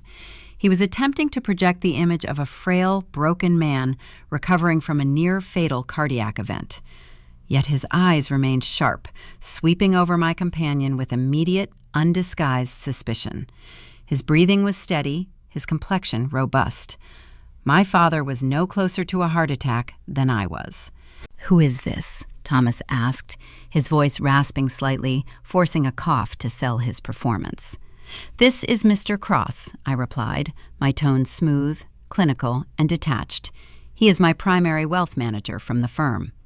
Given the severe legal complexities surrounding the frozen mortgage and the potential liability falling on my corporate license, I refused to review any settlement paperwork without my financial advisor present. The annoyance registered instantly on my parents' faces, but they masked it with a rapid influx of supreme smugness. They exchanged a fleeting, triumphant glance. They genuinely believed they could outmaneuver a generic corporate accountant. They assumed the man adjusting his silk cuffs in their foyer was just another paper pusher they could overwhelm with family drama. They did not realize the guest currently stepping onto their hardwood floor was an active federal fraud investigator wearing a concealed recording wire. The dramatic irony hung thick in the warm air, sweet and intoxicating. "Of course," Brenda chimed in, recovering her bright, accommodating tone. "We welcome the transparency. Please, Mr. Cross, come into the dining room. We want everything out in the open." We moved into the formal dining space. The staging was impeccable, a desperate recreation of holiday dinners from a decade ago. The long mahogany table shone brightly under the glow of the crystal chandelier. Antique porcelain plates rested atop crisp linen placemats. Polished silver utensils gleamed in the light. In the exact center of the table sat the weaponized dessert, a lattice-topped cherry pie baked to golden perfection. It was a visual demand for submission, an edible guilt trip designed to break my resolve. Tyler lurked near the kitchen threshold. He wore a pressed blue button-down shirt, a stark contrast to his usual flashy designer streetwear. His right knee bounced rapidly against the wooden doorframe, betraying a deep, frantic terror. He knew his offshore lenders were circling his digital accounts, waiting to collect their brutal debts. He looked at me with wide, expectant eyes, assuming the prodigal scapegoat was finally here to sign away her life and bail him out of the abyss. "Please sit down," Brenda gestured, lifting a crystal pitcher to pour ice water into the tall glass goblets. Her hand shook a fraction of an inch, clinking the heavy glass pitcher against the rim of my cup. The anxiety in the room was palpable, a high-frequency hum vibrating just beneath the forced, suffocating pleasantries. We took our seats. Harrison sat to my right, placing his slim portfolio onto the carpeted floor. He folded his hands atop the linen tablecloth, maintaining an expression of polite, professional disinterest. He played his role flawlessly, offering nothing but silent observation, while the hidden microphone captured every breath drawn in the room. Thomas cleared his throat, pressing a hand over his chest in a theatrical display of lingering physical distress. "Raylyn, I want to thank you for coming tonight. The past few days have pushed this entire family to the absolute breaking point. The stress of this misunderstanding nearly put me in the ground." I did not offer a sympathetic nod. I did not soften my gaze. I simply stared at him, waiting for the fabricated pitch. "We made a mistake," my father continued, leaning forward, resting his elbows on the polished wood. "The paperwork for the bridge advance was rushed. The online banking portal was confusing. We utilized those old signature pages from the safe, thinking we were saving you a long trip to the notary office. It was a clerical error born out of desperation and deep love for your brother. We never intended to harm your credit file." A clerical error. He was attempting to rebrand premeditated federal identity theft, the hijacking of an email server, and the forgery of a federal loan as a simple administrative oversight. Harrison shifted his weight slightly in the chair next to me, his recording device capturing every single syllable of the unsolicited confession. Tyler took his cue, stepping forward from the kitchen archway to pull out a chair. He sat down directly across from me, folding his hands together in a rehearsed posture of intense humility. "I take full responsibility, sis," Tyler said, his voice dripping with faux contrition. "The ski rental market moved too fast. I needed the liquid capital immediately to secure the seasonal inventory before the winter rush. I let the pressure get to me, and I pushed Mom and Dad into rushing the loan. But the business model is solid, I promise you. Once the rest of the funds clear the freeze, I can generate enough revenue to pay you back with premium interest." He sounded like a desperate actor reciting a script he had practiced in a mirror for hours. He licked his dry lips, his eyes darting nervously toward the front window as a passing car swept its headlights across the living room wall. He was terrified of whoever held his offshore debt, yet he remained arrogant enough to lie directly to my face, expecting me to fund a phantom company. Brenda took a deep, shuddering breath, deciding the emotional runway was finally clear for landing. She reached under her pristine linen placemat and retrieved a crisp manila folder. She slid it slowly across the smooth mahogany wood, stopping right in front of my porcelain plate. "We had a new attorney draft this settlement today," she whispered, her voice laced with heavy maternal pleading. "It is a private family agreement. It states that you retroactively authorized the initial $50,000 advance, legally converting it into a domestic loan. It also includes a binding waiver guaranteeing you will not pursue civil or criminal charges against us or Arthur for the paperwork confusion. In exchange, we agreed to contact the lender and cancel the remaining $200,000 disbursement. She reached into her cardigan pocket, extracted a silver fountain pen, and placed it gently on top of the manila folder. "Sign it, Raylin," she urged, her eyes pleading. "For family unity. Let us heal from this nightmare and move forward together." I looked down at the document. The crisp white paper promised a quiet, bloodless resolution. It offered the illusion of peace, wrapped in a legal straitjacket designed solely to protect my abusers from federal prison. My parents sat on the very edge of their dining chairs, holding their collective breath, waiting for the obedient, exhausted daughter to finally fold under the weight of their manipulation. I did not reach for the silver pen. I did not even open the manila folder to read the fraudulent settlement contract. Instead, I slowly raised my chin and locked my gaze onto my brother. The dining room fell dead silent. The ticking of the hallway grandfather clock echoed off the hardwood floors, sounding like a mechanical metronome counting down to a demolition. "Tyler," I said, my voice dropping to a low, icy whisper that sliced through the suffocating tension hovering over the table. "If your new luxury ski rental business is so incredibly solid, why did the Apex Decentralized Exchange issue a critical margin call on your offshore digital wallet at 3 o'clock yesterday morning?" The blood instantly drained from his face, leaving behind a pale, chalky mask of pure, unadulterated horror. The fuse was lit. Tyler stared at me. His jaw slackened. The silence stretched across the dining room, tight and brittle. I reached into my leather briefcase sitting near my feet. I pulled out a thick, bound stack of printed papers.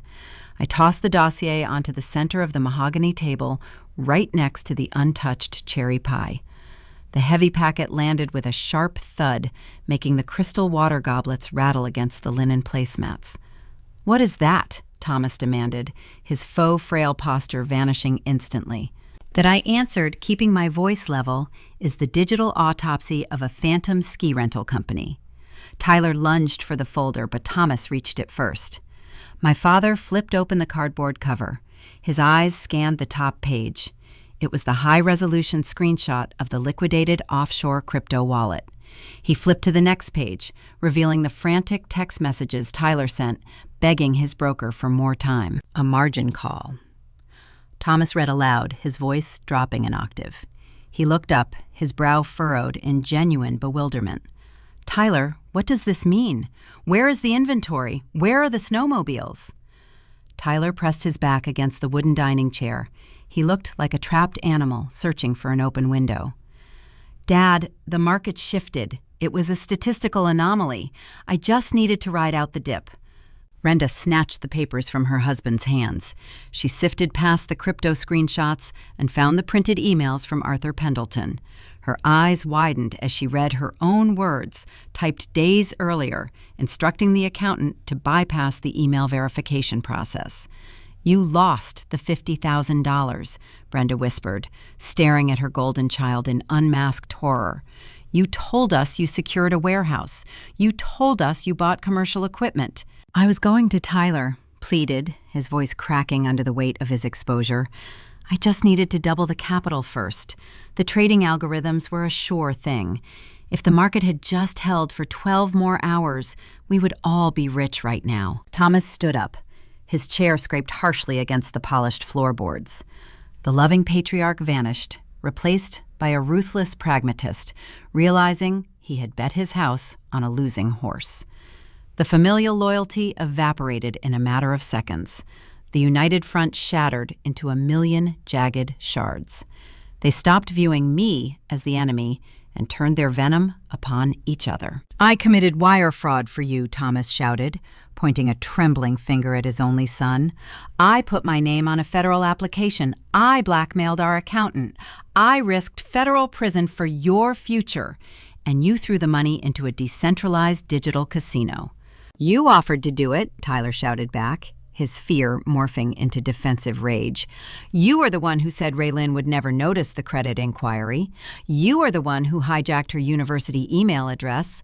I did not force you to sign those papers." "Do not put this all on me," Thomas roared, the veins in his neck bulging against his collar. He turned his fury toward my mother. Brenda kept those blank signature pages locked in her safe for 10 years. She is the hoarder who suggested using them. She kept them like a loaded gun, waiting for an excuse to pull the trigger. Brenda gasped, clutching her cashmere sweater over her chest. "How dare you? You forced my hand, Thomas. You told me we would lose this house if we did not bail him out of his latest mess. You pressured me, just like you forced my hand when we drained the trust fund." The room temperature seemed to plunge. There it was, the spontaneous verbal admission of the historical crime. I glanced at Harrison Cross out of the corner of my eye.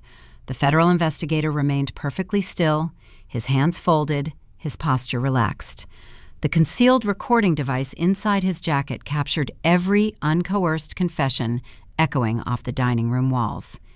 "Keep your voice down," Thomas hissed, glancing nervously at Harrison, suddenly remembering there was a stranger in the room. "Why should I?" Brenda shrieked, tears of genuine panic streaming down her face. "You made me lie to Susan. You made me steal $60,000 from my own parents' estate 12 years ago to keep this worthless boy out of a jail cell. And now you want to blame me for hoarding the signature pages? We used those same pages to authorize the trust transfer.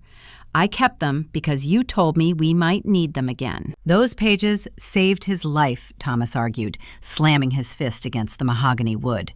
"We used them to release the trust. We used them to secure this mortgage. We did what we had to do to protect our family from ruin." Tyler hit the table, making the silverware jump. "Stop acting like you did me a favor. You ruined everything. If you had just found a better lender, one that did not demand an immediate bridge advance, none of this would have happened. We would have the full $250,000, and I could have covered the margin spread." He turned his venomous glare toward me.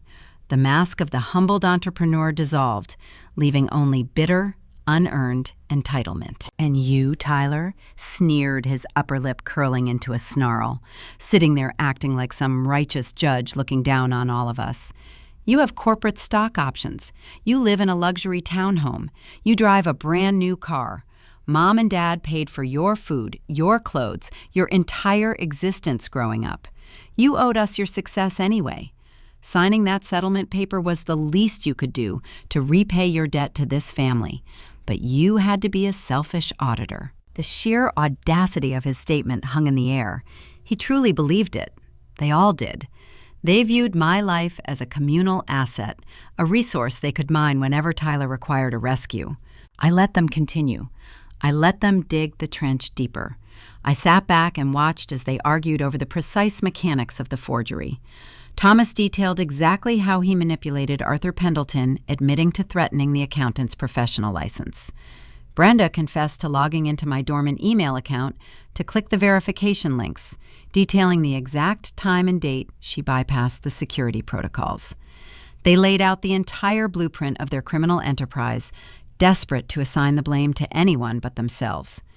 The arguments circled endlessly, a toxic loop of deflection and betrayal.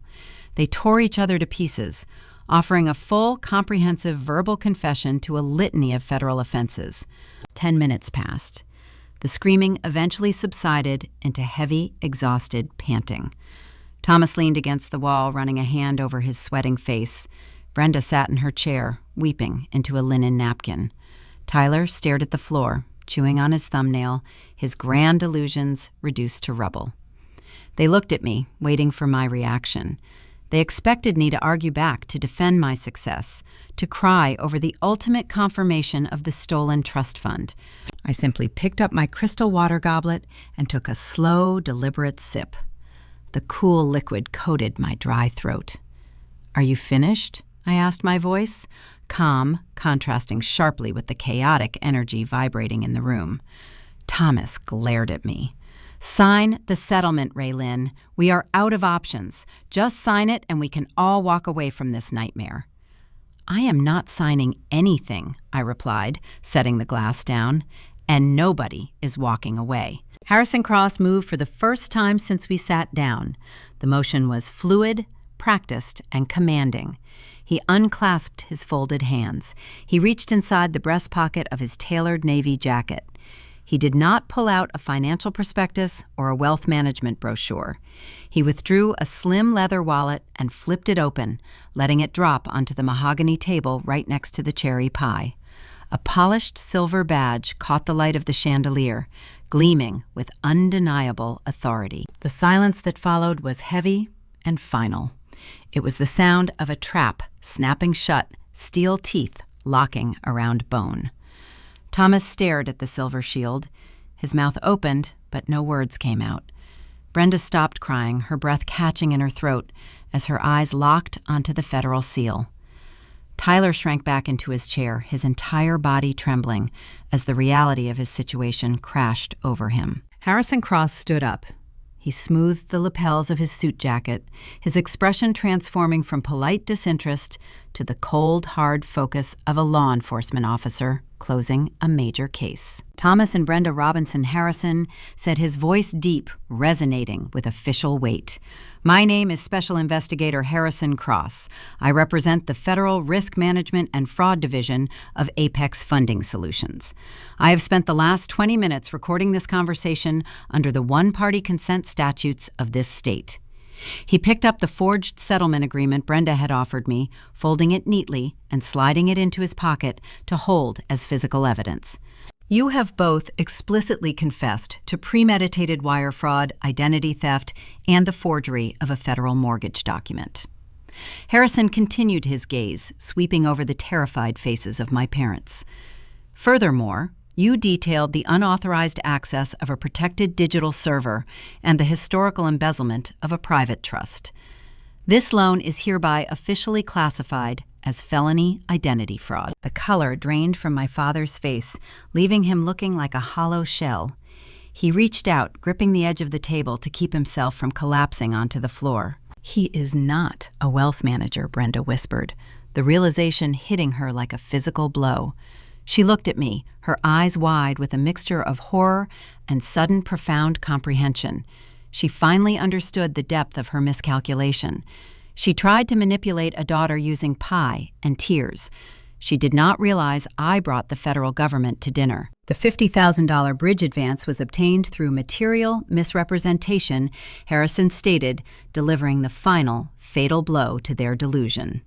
"Because those funds have been lost in an offshore digital exchange and cannot be recovered, Apex Funding Solutions will initiate immediate foreclosure proceedings on this property tomorrow morning at 9 o'clock. Warrants for your arrest regarding the federal wire fraud charges are currently being drafted by the district attorney." The golden illusion was dead. The house was gone. The freedom they sacrificed my future to protect was evaporating right in front of their eyes.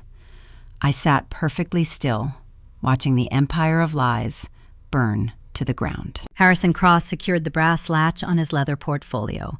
The sharp, metallic click echoed across the mahogany table, serving as the final punctuation mark to his devastating announcement. He did not offer any parting pleasantries. He turned toward the foyer, his dress shoes striking the hardwood floor with measured authority. "I need to make a secure phone call to my department head," he stated, without looking back. "I will wait outside, Ms. Robinson. Take all the time you need." The heavy front door opened and closed. The winter wind howled briefly through the crack before the deadbolt clicked into place. I was left entirely alone in the formal dining room with the three people who had spent my entire life draining my worth. The dynamic in the room shifted the moment the federal investigator stepped out into the freezing night. The masks of parental love and tragic misunderstanding melted away. There was no longer any need for theatrical performances because there was no longer an audience to manipulate. Brenda dropped her linen napkin onto her porcelain plate. Her tears stopped instantly. The weeping, devastated mother vanished, leaving behind a hollow, calculating woman staring at a burning empire. Her posture straightened. She smoothed the front of her ivory cashmere sweater, her hands steady and precise. The raw hatred radiating from her eyes was palpable. She looked at me not as her flesh and blood, but as a defective asset that had just detonated inside her home. Thomas abandoned his fake cardiac distress entirely. He stood up to his full height, planting his hands firmly on his hips. His chest expanded, drawing in deep, steady breaths. He was a cornered animal realizing the trap was inescapable, and his fear quickly transmuted into pure, venomous rage. "How could you do this?" Thomas demanded, his voice low and vibrating with menace. "How could you sit in my dining room, eat my food, and invite a federal agent into my home? You orchestrated this entire evening just to destroy your own blood." "I did not destroy anything," I replied, remaining seated. "I simply handed a mirror to the architect. You built the fraudulent mortgage. You forged the signature. You hijacked the email. I just refused to pay the invoice for your crimes." Brenda leaned over the table, her perfectly styled hair falling across her face. "You are a monster." She hissed the word, dripping with disgust. "We gave you life. We put a roof over your head. We worked our fingers to the bone to provide for you, and you repay us by making us homeless?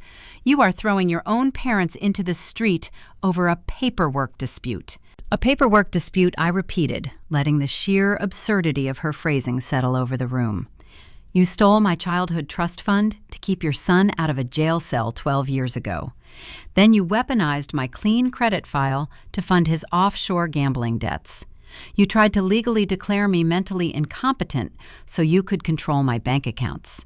You submitted a dead woman's notary seal to a sitting judge. That is not a paperwork dispute, Brenda. That is a coordinated criminal enterprise." Tyler remained frozen in his chair, his eyes darting wildly between his parents and me. He finally grasped the permanence of the situation.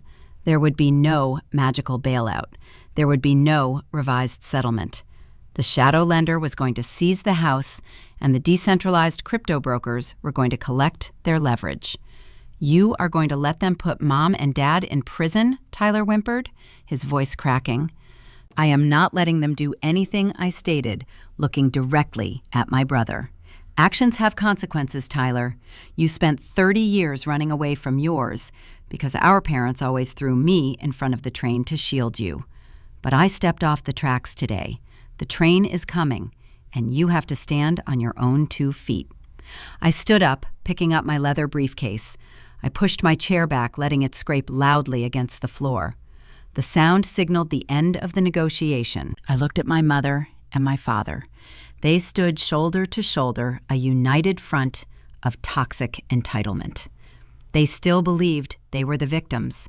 They still believed motherhood and fatherhood granted them unlimited immunity from basic human decency. "You did not ask for a daughter," I told them, delivering the words with surgical precision.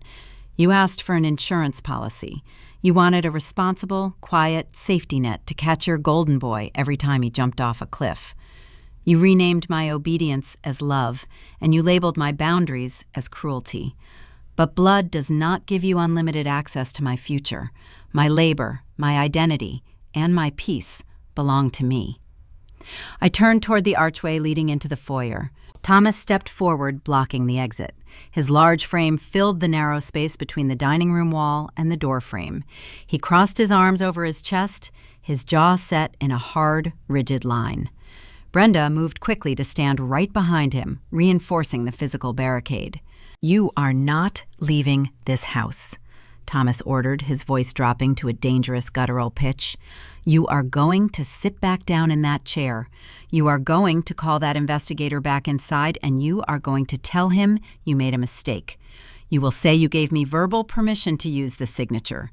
You will fix this right now, Raylyn." It was their final, desperate tactic: physical intimidation. They could no longer manipulate my emotions, so they decided to rely on brute force and sheer authority. They assumed the little girl who used to shrink away from their anger was still living somewhere inside my chest. I stopped walking. I stood 3 feet away from my father. I did not step back. I did not raise my voice. I looked at his clenched fists and his red face. "Move out of the doorway," I instructed, my tone flat and unwavering. "Make me," he challenged, stepping half a pace forward, trying to force me to retreat. I reached into my blazer pocket and pulled out my smartphone. I tapped the screen, illuminating the display. Harrison Cross is not just standing on the front lawn making phone calls, I explained, holding the device up so Thomas could see the blank screen. When I arranged this sting operation with the Federal Fraud Division, I anticipated you would resort to physical confinement when your extortion plot failed. I requested local backup. There are 2 marked Manchester police cruisers parked at the end of the cul-de-sac. They have been sitting there for 30 minutes. If I do not walk out of that front door in the next 60 seconds, they are coming inside to arrest you for false imprisonment, on top of the federal wire fraud charges. Thomas stared at the phone. The rigid tension in his shoulders faltered. He looked past me toward the front window, trying to peer through the drawn curtains to see the flashing lights at the end of the street. The psychological break was immediate and total. The imposing patriarch dissolved into a terrified old man, realizing he possessed 0 leverage. He had no money, no lawyer, and no authority over the woman standing in front of him. He uncrossed his arms. His shoulders slumped forward. He took a slow, shuffling step to the right, clearing the pathway. Brenda let out a quiet, defeated sob, shrinking back against the floral wallpaper. They were entirely deflated, powerless, and broken by their own design. I walked past them without making physical contact. I did not offer a final goodbye.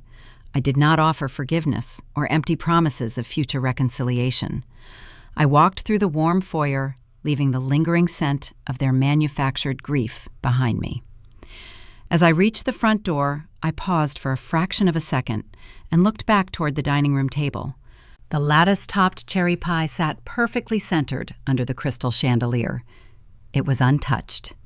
The golden crust remained unbroken, the sweet filling cooling into a solid mass. It was a flawless visual representation of their love.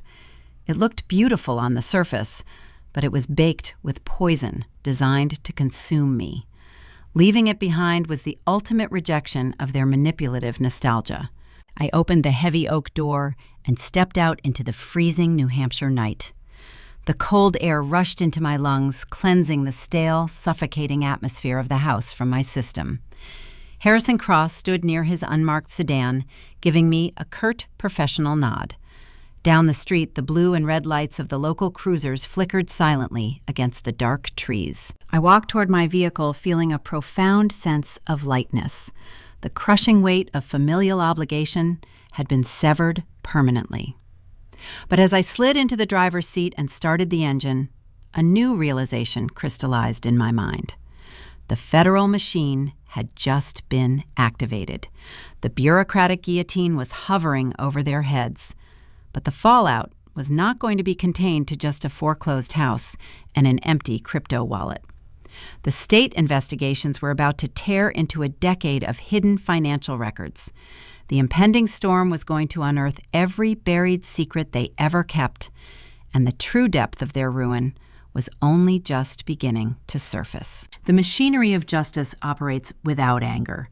It possesses no capacity for vengeance or pity. It simply processes data, calculates deficits, and executes penalties. In the days following the dining room confession, my childhood home fell completely silent. There were no more manipulative voicemails pleading for reconciliation. There were no more aggressive text messages threatening my corporate license.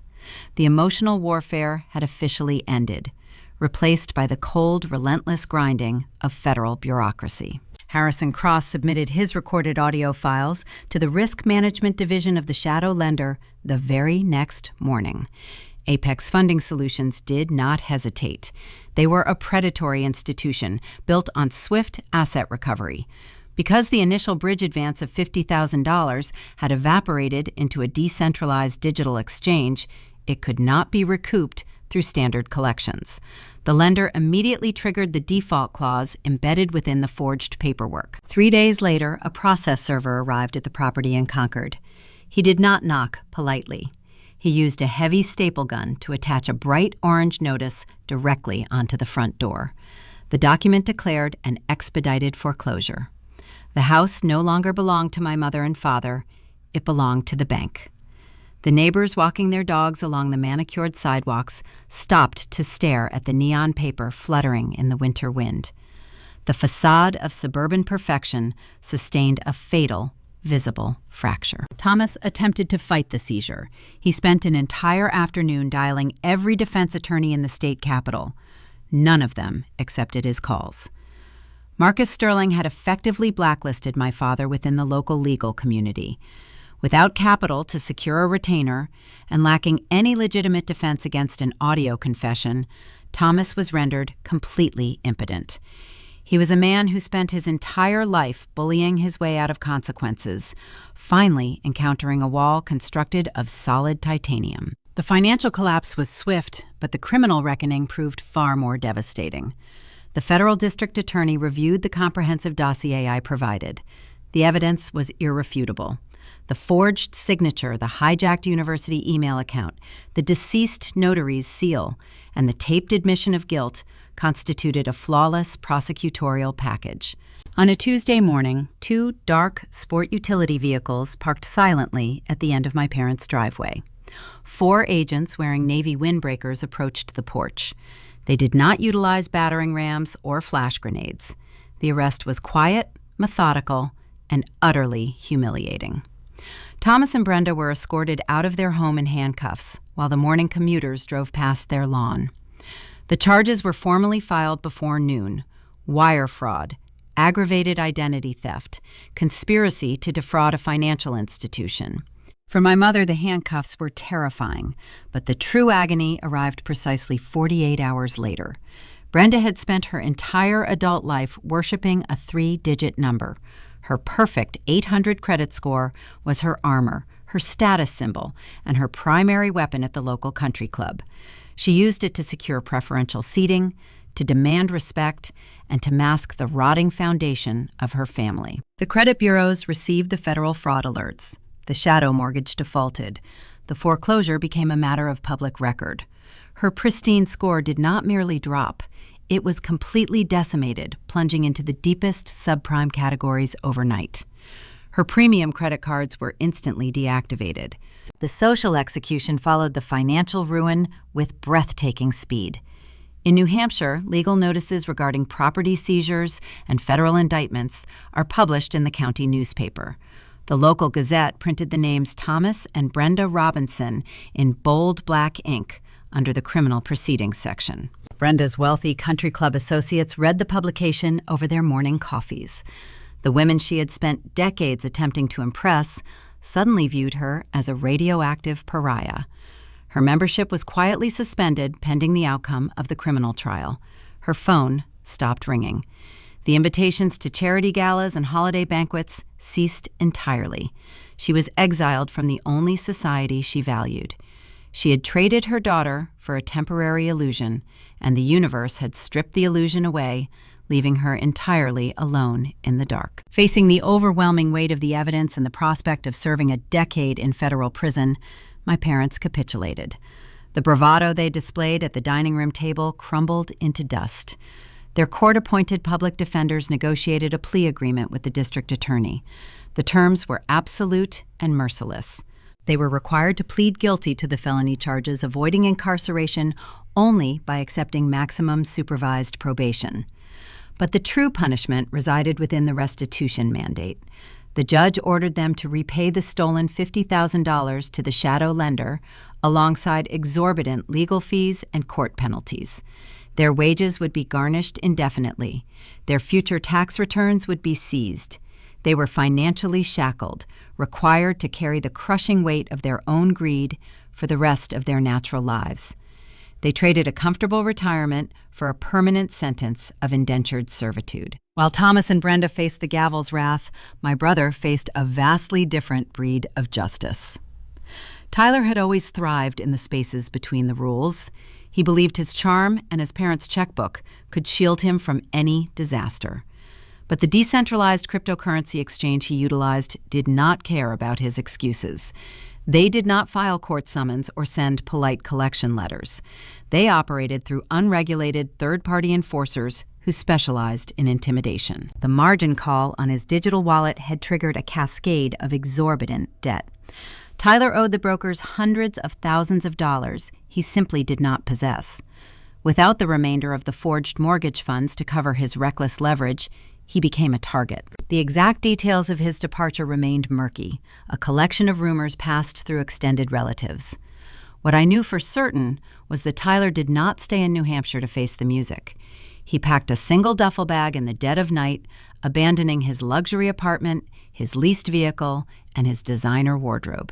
He fled the state entirely, terrified of the men attempting to collect the phantom capital. The golden child who felt entitled to a vast ski rental empire was reduced to a paranoid fugitive running from shadows in a desperate attempt to preserve his own skin. The bureaucratic machine had dropped its heavy blade, separating the guilty from their spoils. The house was empty, the credit scores were ruined, the criminal records were permanent. The family structure I had spent 32 years navigating had been eradicated by the very system they attempted to exploit. I observed the wreckage from a safe distance, sitting in my corporate office overlooking the city. I felt no pity. Pity requires a belief that the suffering is unjust. What I witnessed was the purest form of equilibrium. The universe had balanced the scales. Yet the aftermath of the explosion required meticulous cleanup. The immediate threats were neutralized, but my personal credit file still bore the temporary scars of their invasion. I needed to ensure my corporate reputation remained bulletproof. Furthermore, a forgotten ghost from the past, the stolen inheritance detailed in Aunt Susan's ledger, was about to resurface. The criminal plea deal had unlocked a hidden vault of financial history, and the final unexpected reward was maneuvering rapidly toward my front door. The physical confrontation was over, but the digital remnants of my parents' crime required meticulous eradication. I treated the cleanup process like one of my corporate audits. I spent my evenings sitting at my glass desk, bathed in the blue light of my dual monitors. I drafted stark, uncompromising letters to Equifax, Experian, and TransUnion. I enclosed certified copies of the federal indictment records, the identity theft affidavits, and the formal police reports. Apex Funding Solutions, the shadow lender that financed the fraudulent mortgage, attempted to delay the removal of their hard inquiry from my profile. They claimed their internal compliance division needed 60 days to review the federal findings. I did not accept their timeline. I sent a direct email to Harrison Cross, reminding him that failing to expunge a verified fraudulent inquiry violated the Fair Credit Reporting Act. I attached a drafted complaint addressed to the Consumer Financial Protection Bureau. The hard inquiry vanished from my credit file the very next morning. Watching those derogatory marks disappear felt akin to scrubbing toxic residue from my skin. My credit score rebounded, climbing back to its pristine peak. I severed the final invisible strings, tying me to the chaos my family engineered. My financial identity belonged solely to me, untainted and secure. The following Monday, the corporate world demanded my attention. Sarah, my administrative assistant, informed me that Davis and Evelyn were waiting in the central conference room. I gathered my legal pads and walked down the long corridor. A week ago, I had entered that same glass-walled room, expecting to lose my career over a fabricated ethics complaint. I pushed the heavy door open. Davis sat at the head of the oak table. Evelyn sat beside him, reviewing a thick legal portfolio. They did not look at me with pity or concern. They looked at me with profound professional respect. "Take a seat, Raylin," Davis instructed, gesturing to the leather chair opposite him. Evelyn briefed me on the resolution of the domestic fraud case over the weekend. She informed me that the perpetrators were indicted and the fraudulent mortgage was dissolved. "The immediate threat to the firm has been neutralized," I replied, keeping my posture straight and my tone analytical. "The ethics complaint filed by my father was a documented retaliation tactic. The federal authorities possess his taped confession. There will be no lingering legal blowback affecting this department." Evelyn closed her portfolio, folding her hands over the leather cover. "We are well aware," she stated. "I reviewed the steps you took to dismantle their operation. You secured one-party consent recordings. You traced offshore cryptocurrency wallets. You coordinated a live sting operation utilizing a federal investigator, all while maintaining perfect composure during standard business hours. Davis leaned forward, resting his elbows on the polished wood. When your father called our human resources hotline, he intended to expose a vulnerability. He thought the mere accusation of financial impropriety would force us to discard you. He was wrong. He inadvertently provided us with a real-time stress test of your crisis management capabilities. I remained silent, absorbing his words.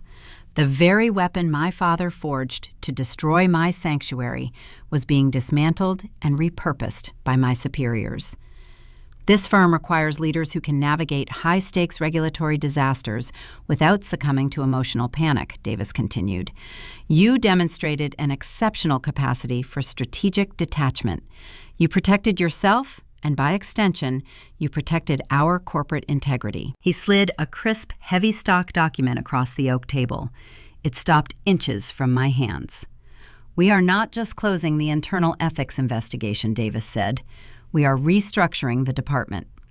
Effective immediately, we are offering you the position of Vice President of Risk Management. I looked down at the contract. The title was printed in bold, black ink.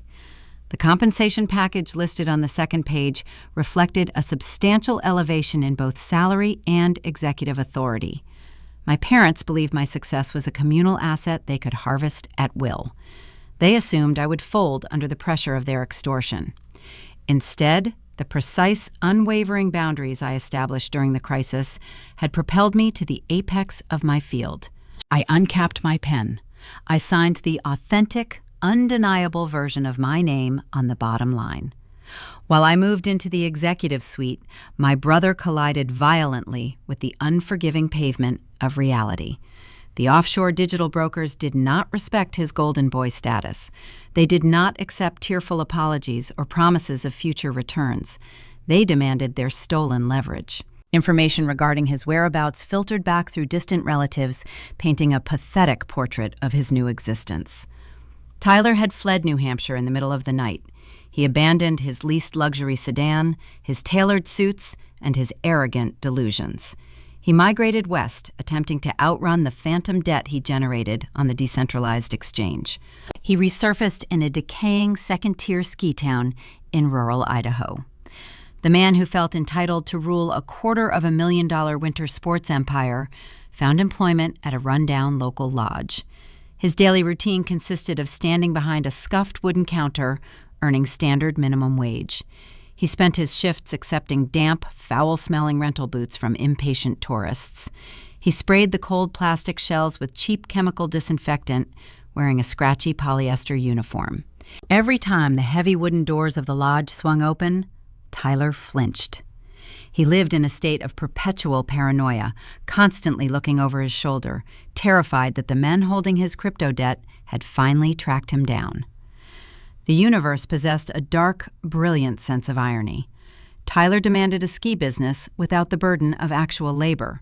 He received exactly what he asked for, stripped of all the glamour, leaving only the grueling, humiliating reality of his own incompetence. The toxic branches of my family tree were pruned, leaving room for something authentic to grow. Aunt Susan and I established a new, quiet tradition. We met for coffee every Sunday morning at a small bakery located 2 streets over from her floral shop. Our meetings were devoid of hidden agendas. There were no manipulative baked goods designed to extort forgiveness. We sat near the front window watching the city wake up. We discussed the profit margins of her spring flower inventory. We discussed the expanding responsibilities of my new corporate role. We talked about mundane, ordinary things, unburdened by the heavy secrets of the past. Susan no longer carried the crushing guilt of the stolen trust fund. The truth was out in the open, and the architects of the theft were facing their judicial penalty. We constructed a new concept of family, based on mutual respect and verified reality. We proved that shared DNA does not mandate endless suffering. True loyalty is earned through honesty, not demanded through guilt. I believed the dust had finally settled. I believed the federal indictments and the ruined credit scores marked the absolute end of the war. But the echoes of a decade-old crime were not entirely silenced. To satisfy the terms of their plea agreement and begin repaying the shadow lender, the state prosecutors initiated a forensic audit of my parents' remaining assets.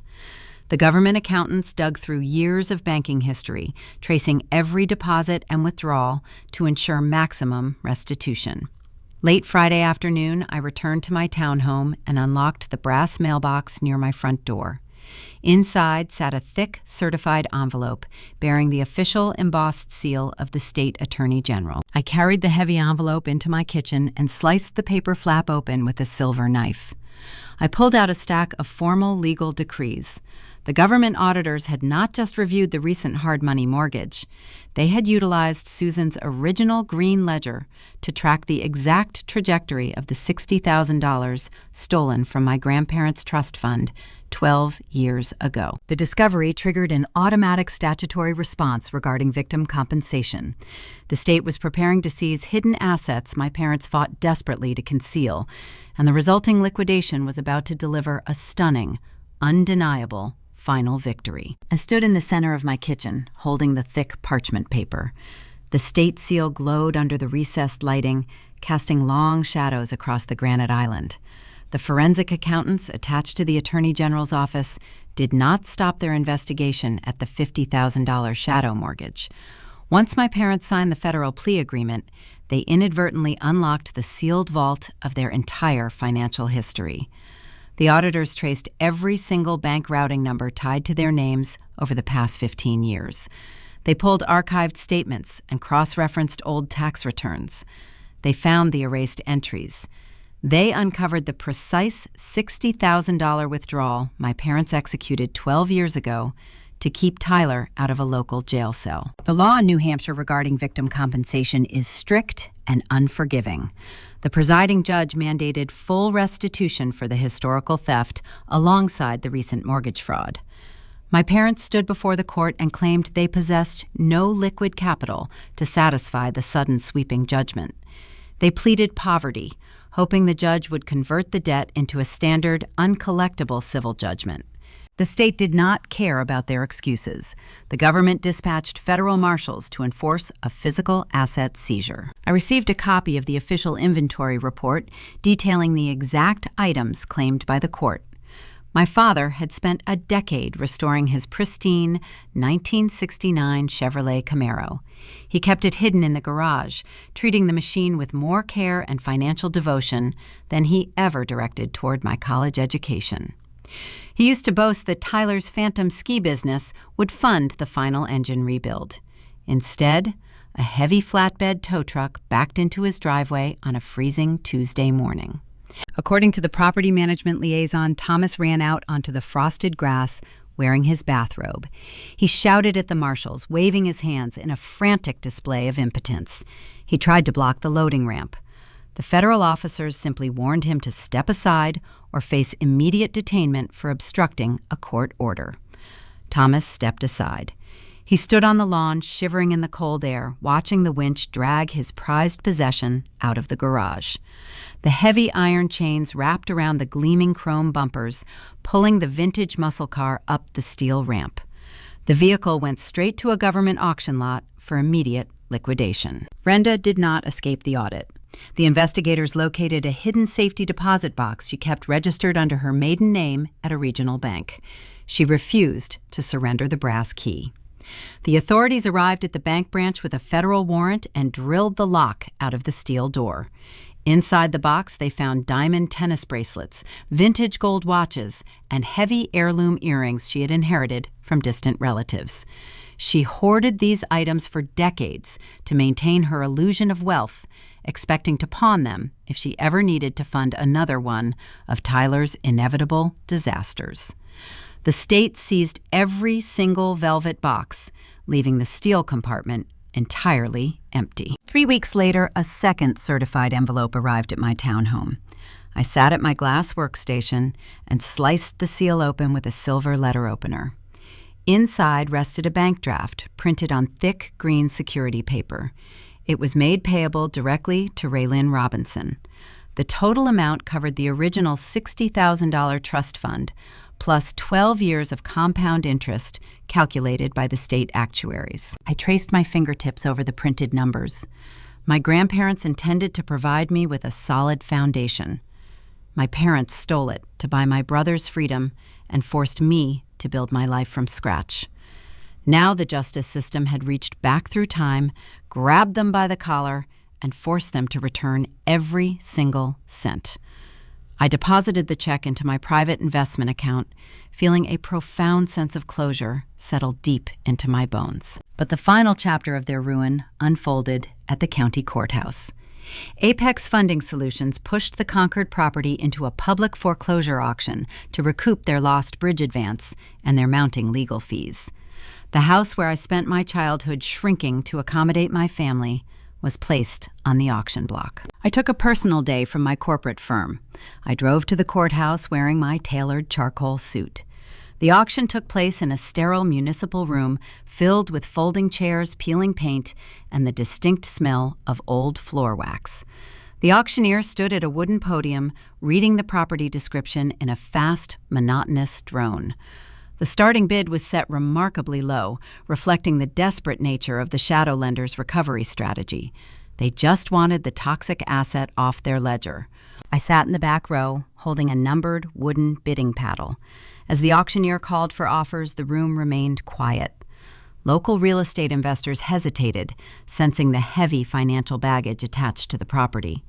I raised my paddle. I submitted a bid using the exact funds I recovered from the liquidated Camaro and the seized jewelry. I used their own stolen money to purchase their former kingdom. The auctioneer called out the price 3 times, asking for any challengers. The room stayed silent. The wooden gavel struck the podium with a sharp, definitive crack. I won the deed for pennies on the dollar, cementing my undeniable victory. My parents were still residing in the house, clinging to the final days of their occupancy grace period before the bank finalized the eviction. They received a formal notice taped to their front door the very next morning. The document informed them the property had been purchased at a public auction and the new owner demanded immediate vacancy. The name listed under the ownership transfer was Raylyn Robinson. Thomas and Brenda realized they were being evicted by the daughter they tried to extort. I did not go to the house to watch them pack their cardboard boxes. I did not need to see the defeat in their eyes to validate my triumph. I hired a private property management firm to oversee their departure. The security agents stood in the foyer, ensuring my parents vacated the premises by 5 o'clock on Friday afternoon. They packed their remaining clothes into plastic bins and drove away in a cheap rented sedan, heading toward a cramped apartment on the outskirts of the city. Once the house was empty, I hired a commercial contracting crew. I ordered them to strip the floral wallpaper, tear up the old carpets, and paint every single wall a bright, sterile white. I erased every trace of my childhood from that structure. I listed the newly renovated property on the open market 2 months later. It sold above the asking price to a young family relocating from Boston. I deposited the substantial profit into my portfolio, securing my financial independence forever. I stood in my executive office overlooking the Manchester skyline. The rain hit the glass in a familiar, steady rhythm. Months ago, that same sound echoed through a conference room while my mother texted me an invoice for my own childhood. She thought she could demand payment for the basic biological act of raising a daughter. She assumed loyalty was a one-way street leading directly into her own pockets. I learned a profound truth during the fallout. Motherhood is not an invoice.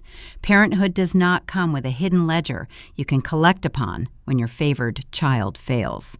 Loyalty does not require sacrificing your identity, your credit, or your future to keep a toxic peace. The peace they offered was just a quiet form of exploitation. I survived because I stopped trying to earn the love of people who viewed me as an insurance policy. I built a life that did not require their permission, and I defended it using the exact same systems they tried to manipulate against me. So tell me the truth. If your family forged your signature, hijacked your name, and sacrificed your entire future to bankroll their golden child, would you suffer in silence to keep the false peace? Or would you smile, step aside, and let the system burn their empire down.